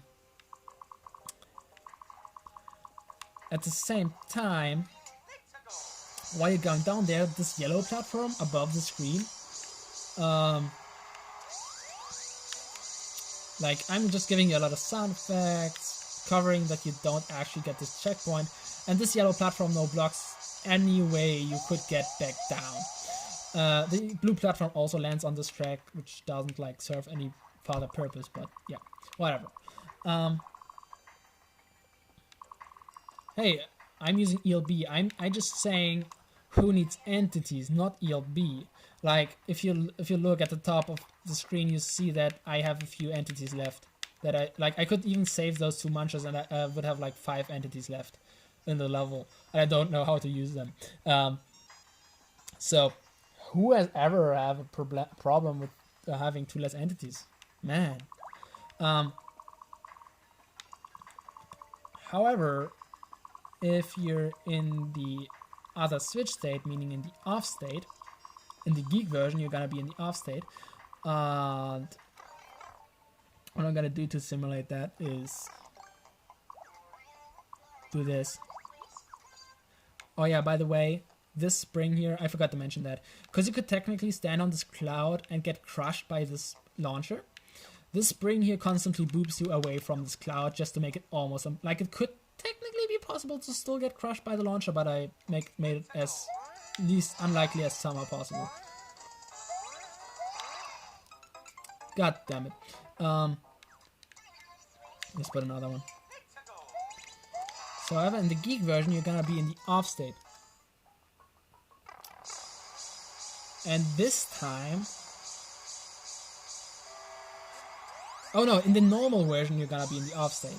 I showed the geek version before, where you would like be in the on state. In the geek version, you're in the on state and you would collect a checkpoint. In the non-geek version, you're gonna be in the off state, meaning that this platform here spawns in, and because you're in the off state, in the non-geek version, you're in the off state, and this platform comes over here, and because it lands on this track behind the checkpoint, because it lands on that track, it's gonna prevent you from ever getting the checkpoint. In the geek version, this platform just falls off. And now you might ask, oh hey, why does this platform not spawn in the normal if you coming through this door. And I hope I remember that the reason correctly, which is that if you come out of this pipe, the screen is gonna be like this. Or like the screen scroll, like, not talking about height, but like from the width, the screen scrolled by like this. And remember, custom auto scroll, the screen would not, would be scrolling to the right, yes. But if you come out of the door's all the way to the right, so the screen will already be scrolled like this, meaning it's one tile farther to the right, which is exactly far enough to not make this platform spawn in from the door, but this pipe is, from this pipe, the platform is far enough to, it's barely spawning in, making it such that the platform is just barely spawning and can come over here. So that way the platform only spawns in if you come this way, literally using screen scroll. Yeah. Also, if anybody is wondering why there's no ground down here, if I would put ground down here, it would like make screen scroll stops all somewhere in there, and like I don't want them. They would be bad. They would break something. So that's why there's no ground down here. I should probably put ground down here and don't have ground up here, but whatever, doesn't matter. So yeah, I think I didn't show it correctly. So again, in the non-geek version, you would be in here in the off state. And because this platform is now, because the screen is scrolling far to the left, like yes, there would be custom auto scroll, the screen would scroll to the right, but now you would not get like a checkpoint no matter what you do, and now you would be forced to go back in the pipe, but it's not gonna matter. And then the bomb would hit the P switch, whatever, blah blah blah, and you could pity win. And in the Geek version, you're just forced to get CP1. Because there's no pity win in the Geek version. Okay. They got that. And here's where it's important that these red coins here are there. These red coins here, by the way, are just so that you could identify this at the CP1. Because technically this could be like a twice. This could be a different room. But because of the red coins, that's literally impossible. Because you only have 5 red coins in each world. And there are 2 here and 2 here. So it couldn't be a twice. So that's the only point of those 2 red coins. They are also so high up that you could not grab them by jumping from here. So that won't help. Yeah, and that's also why those red coins are important, because now you have collected those 2 red coins already before when you went in here, and you're still CP1 and you're still Geek version, and because you collected those red coins, it's gonna save your Geek version and it's gonna hit this switch every time, meaning you're gonna enter this in the off state, and the things here that I explained earlier are still gonna happen. This block is not gonna be blown up, and it's gonna save the Geek version for later here. So now there's one more thing. How it is right now, from what I've explained right now, you would just cycle through the Geek version infinitely. Like, you would just CP1 yourself, force CP1, then CP2, go back to CP1, blah, blah, blah, blah, blah. Which would probably be funny to just watch. But like then Geek would just infinitely play the same level and would never know what to do. Somebody should do that. I'm gonna make my next level like that. No, I'm joking. I'm not like this. I mean, this would either, like, a level that loops all the way around would either require a dev exit, and I don't think it would be fair to make a level that is just literally impossible to beat without the dev exit. Like, completely impossible. Like, forced death or anything is something else, but completely impossible is kind of not great in my opinion. And this just is possible because I'm making a special Geek version within the same level. So I would need to do that again, and I don't want to. So if you remember, what happened here is that, well, literally in the Geek version, you go here and you just go here and you get the checkpoint.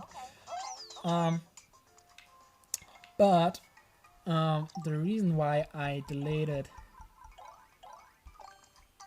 this specific hard block here. So I mentioned earlier that this bomb here on tracks is gonna blow up a block, which is exactly this hard block right here that I just put it back in.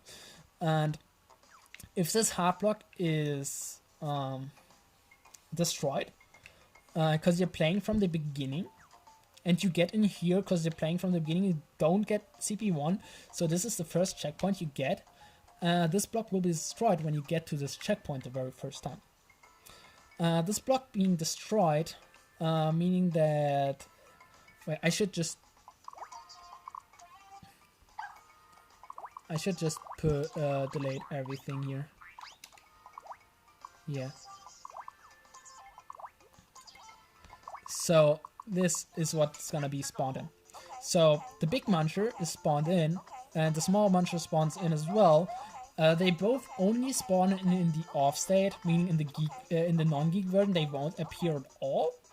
But even like this, they don't do anything. However, if you spawn from CP1 and do the Geek version, now it's the small muncher will land on the conveyor and hit a P-switch. And this will not happen in the non-Geek version because they're literally just on-off blocks there to just spawn block everything. So this only happens in the non-Geek version, only if you come from CP1, because now the thing, the bomb did not spawn in at all and did not kill the block. And now I have technically this is an infinite P-switch. I don't know why it janked out, but it usually doesn't jank out. But yeah.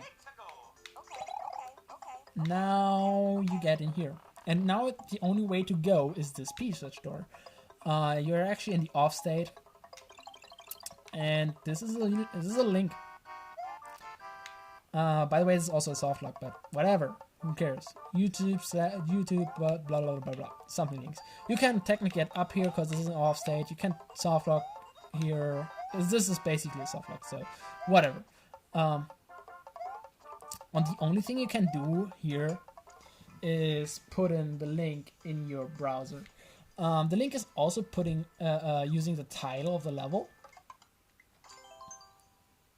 So if anybody was wondering, first of all, why is the title so weird? Why is it just a bunch of symbols like letters and numbers? That's why. It's technically randomly generated by the YouTube algorithm, whatever makes the links be how they are. And yeah, the other thing you might wonder is I usually put like in almost like this was one where I didn't, but usually I put like troll in the in my level name, and you might wonder why I did not do this in this one as well. And that's also why, because I want to make very clear that it's literally only the level title. I don't want anybody to be stupid enough to like actually type in a troll in the link, because I see people do that. I totally see somebody do that. So I just went very safe there. So all you can do now, you're soft lock now, and all you can do now is put in the link that I think I'm just gonna put it in chat. You're gonna have to, oh my god, you're gonna have to actually precisely use the same link. Otherwise, you like if you, I think even if you like put like www.youtube.be, even that is not gonna work. But if you like type exactly what I'm saying, like the youtube.be/5x and then the title, then it's gonna put you to this video, which also has a very long variation of the link. But this link, I'm just gonna put it in chat.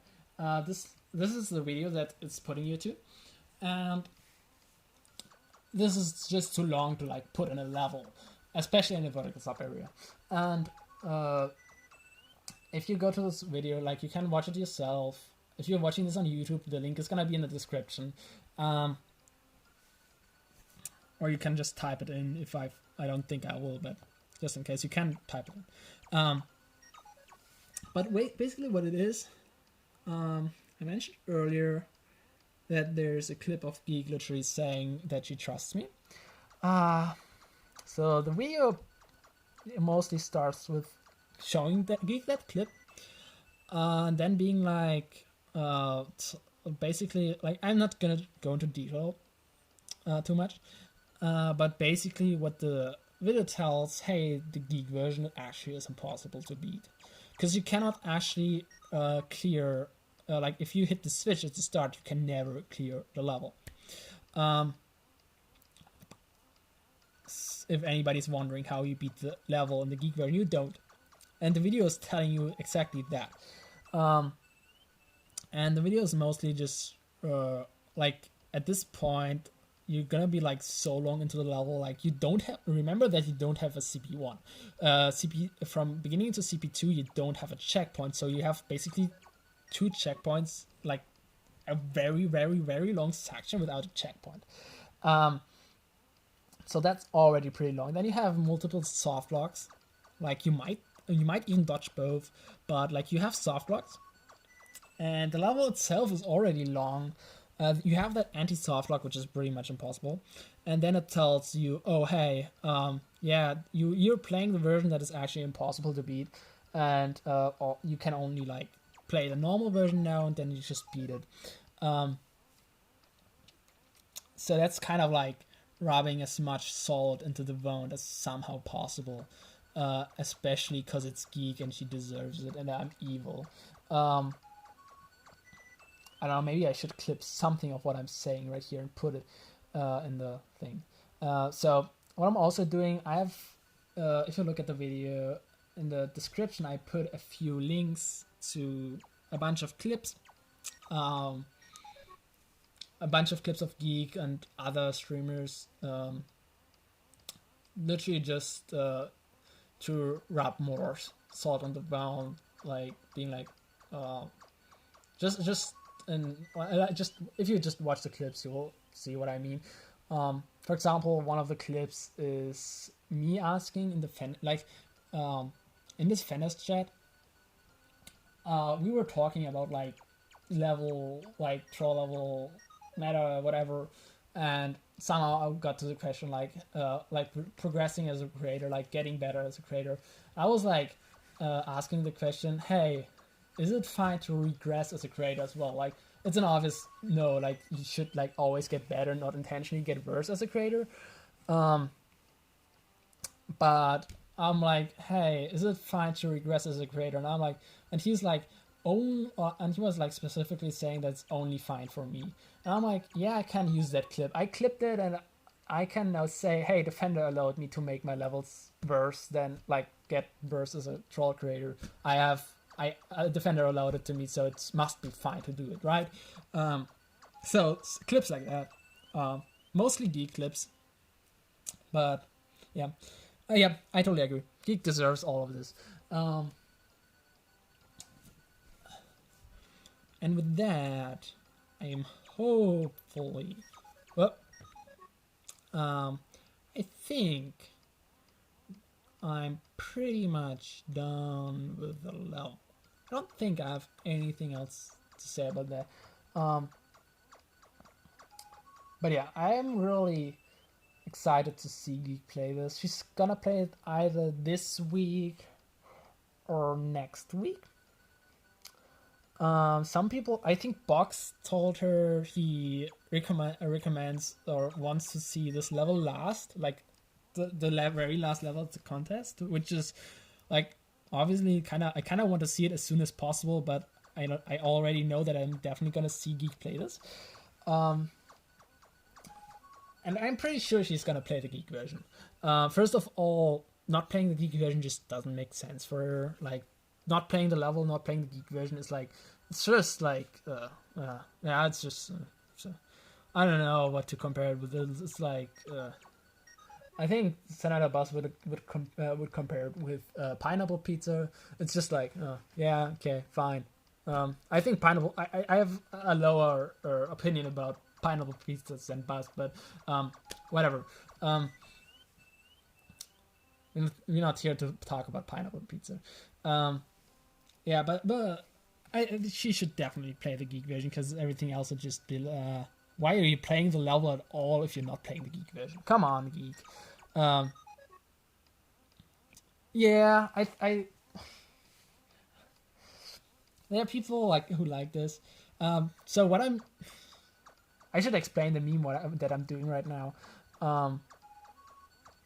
But I also want to upload this to YouTube, so yeah. So basically, she has to play it, and I think she will, because I made a Geek version before, which is this one. I still didn't do create a commentary on this, but whatever. I did a Geek version before, and she did play it when I told her that there's a Geek version. I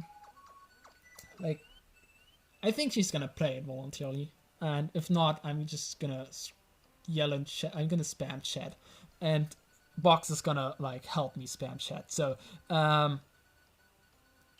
yeah. I don't think I need to say anything about the description. I mean, depends on what you think about. Still, I did make a big pause between this and Shannon's level. I know I played Shannon's level earlier, but also this level is long, so this took me a while to do. So this commentary is actually as long as you could take for the Geek version. If you fall for every single troll, and well, I think it's still not 3 hours, but the unnerved version is it could take 3 hours, I think. Depends on how much you spaghetti, but yeah. Oh yeah, I didn't say anything about the description. I don't think there's anything unobvious about the description. I need to tell the player obviously what the beginning room is, what the theme of the level. I need to tell the player. Hope that the player understands that hit switch at start. Some people take a little bit longer. I need to hash a Geek in the description because I don't want to put it in the title, because of the same reason that I don't want to put troll in the title. And in the original description, I had this saying no pick a pipe instead of nerfed. Then I had to nerf the level. I had the no pick a pipe to be oh yeah, if I have to tell you that there's no pick a pipe in this level, this gotta be good, right? So yeah, kind of ironic, I know, but you know what you're in for when you need to be told that there's no pick a path. And then I had to nerf the level. Or maybe I didn't have to, but I felt like it was appropriate to nerf it. If Geek said 90 minutes. This is still not 90 minutes. This is... I think Box took almost 3 hours still. I think 2.5 or something. He paused, so it would have probably taken him 2 hours or something. But I kind of needed to nerf it. And that's why I put nerfed in the title, in the description, to be oh hey, this is a nerfed version, imagine the unnerfed version. So I didn't show the one section that I cut out, because I don't yet know how I'm gonna use it at any point. A few people have, a lot of people, a bunch of streamers have seen that section, but whatever. I don't know yet. I've screenshotted that section, so I could potentially just recreate it very easily. But yeah, I don't think I'm gonna show it. But yeah, I think that's gonna be it. for today, and I don't think I'm gonna stream again today. I don't think I'm gonna do a third stream today, because I don't really have like, I have only one more level that I want to do creators commentary on right now. I also want to do creators commentary on all of those 5 levels here. But the problem with that is that I need to like change things in this one specifically, and a few smaller changes in those. So there are gonna be re-uploads. So, and I want to do those first before I do the creators commentary. Oh yeah, one thing I forgot to say. I said earlier that I'm gonna make a few changes to this, and I named a few small changes. And you see that the main world is cave. 2 reasons. First of all, when I was thinking about which theme I'm gonna use, I was thinking between castle and cave, because it's kind of like darker themes. Like the other themes are like kind of too happy for me. Like ground theme is too happy, and you know what I mean. Like maybe some like night themes or whatever, but basically I was thinking about either cave or castle. And pro castle was that castle would have had an X, which is basically the only way to make like the goal actually useful in SMW, because you cannot hide the goal tape. On the other hand, I have already 3 SMW castle troll levels, and I'm like, nah. And then the reason I was like castle, I was like making this cave was that we were supposed to take inspiration from Thwomp, and Thwomp was cave. So let's go. There we go. That's the reason it's a cave. And the one room I cut out completely was the only room that required the subworld to be forest. And while I think forest is a great theme, like having the option to use water, but you can like limit how much water you use, I figured that forest is a great theme actually, and especially in 3D world, but it's kind of too happy, and I'm probably what I mean probably, if I'm gonna re-upload this, when I'm gonna re-upload, definitely gonna re-upload this.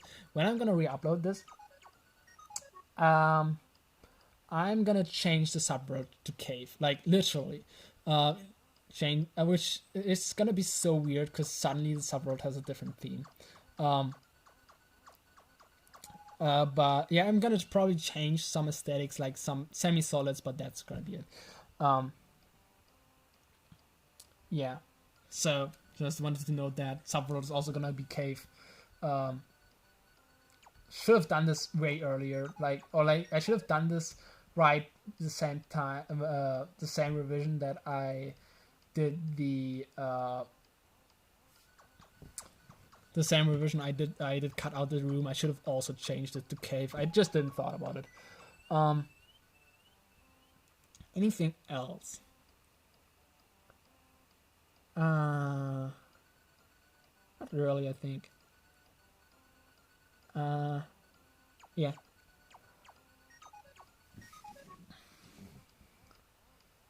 So let's see. I don't think. Is anybody here who has a raid target they would want me to raid? Because I don't have anybody. I would just end here. Unless anybody has anybody would say oh, raid this person or whatever. But I don't have anybody.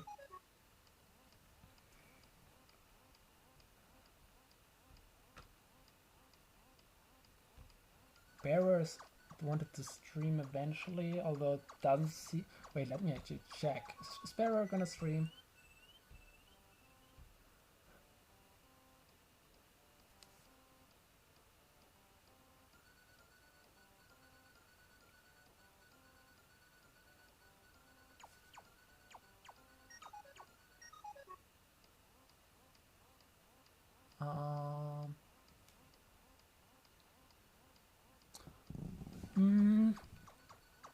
No, I don't think I want to raid into an Among Us.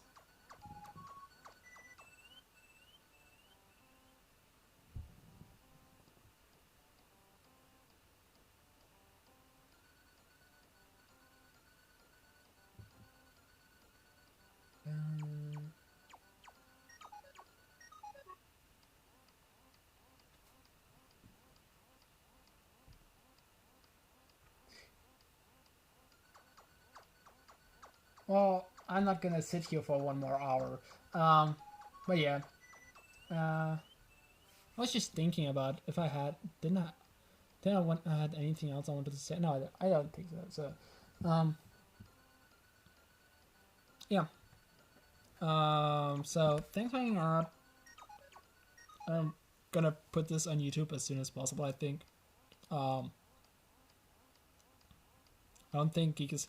Oh yeah, I wanted to like make a clip and send it to Geek, I think. I don't want to do that. Okay. So in case anybody doesn't know, like the video you get at the end of the Geek version has a bunch of clips of certain streamers giving messages to Geek. I'm just thinking if I have anything I want to tell Geek. What would you tell Geek if you would have the opportunity to? Let me think. So Geek is just such a how do we say that? It's really... It's Geek. What should she say? She like I could say anything and she would deserve it. So,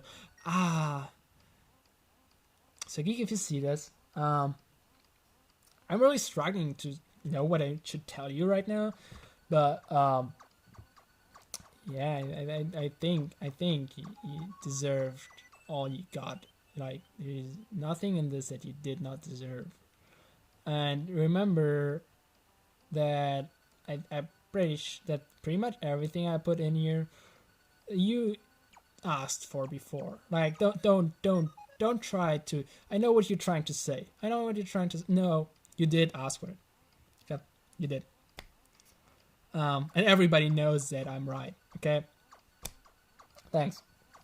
Now I need to check if this is actually small enough to clip.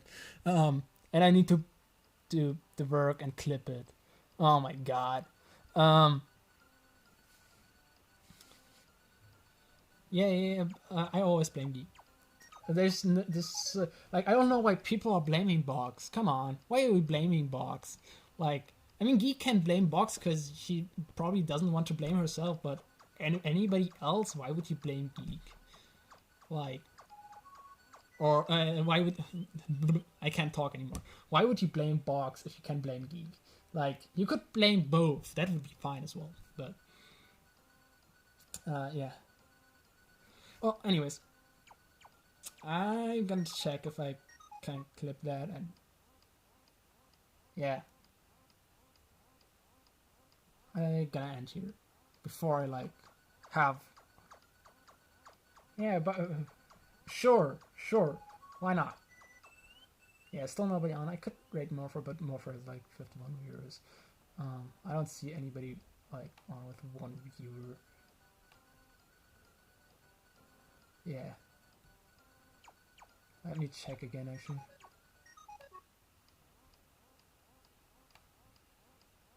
Yeah, I'm just gonna end here. So thanks for hanging out again. Like, I talked a lot. Actually, nah, I don't think I want to. I could like stream again in 3 hours or something, but I'm probably not gonna, because it's like in 3 hours it's gonna be like 1 a.m. I could totally do that, but maybe I'm going to, but I don't. Yeah, but before I talk much longer, ciao and what? See ya. Now I need to figure out where to stop stream. I forgot how to stop streaming. Okay, here. You mean this one? I already did. Like, I need to... It's still not finished. I already did 2 streams and it's not finished, but it's only gonna take like 10 more minutes or something to finish the creators commentary on this. But I already did. I'm just too lazy to cut it together for YouTube because it's multiple VODs and but yeah, I already did. So yeah, I think I found the button to end the stream. So bye everyone.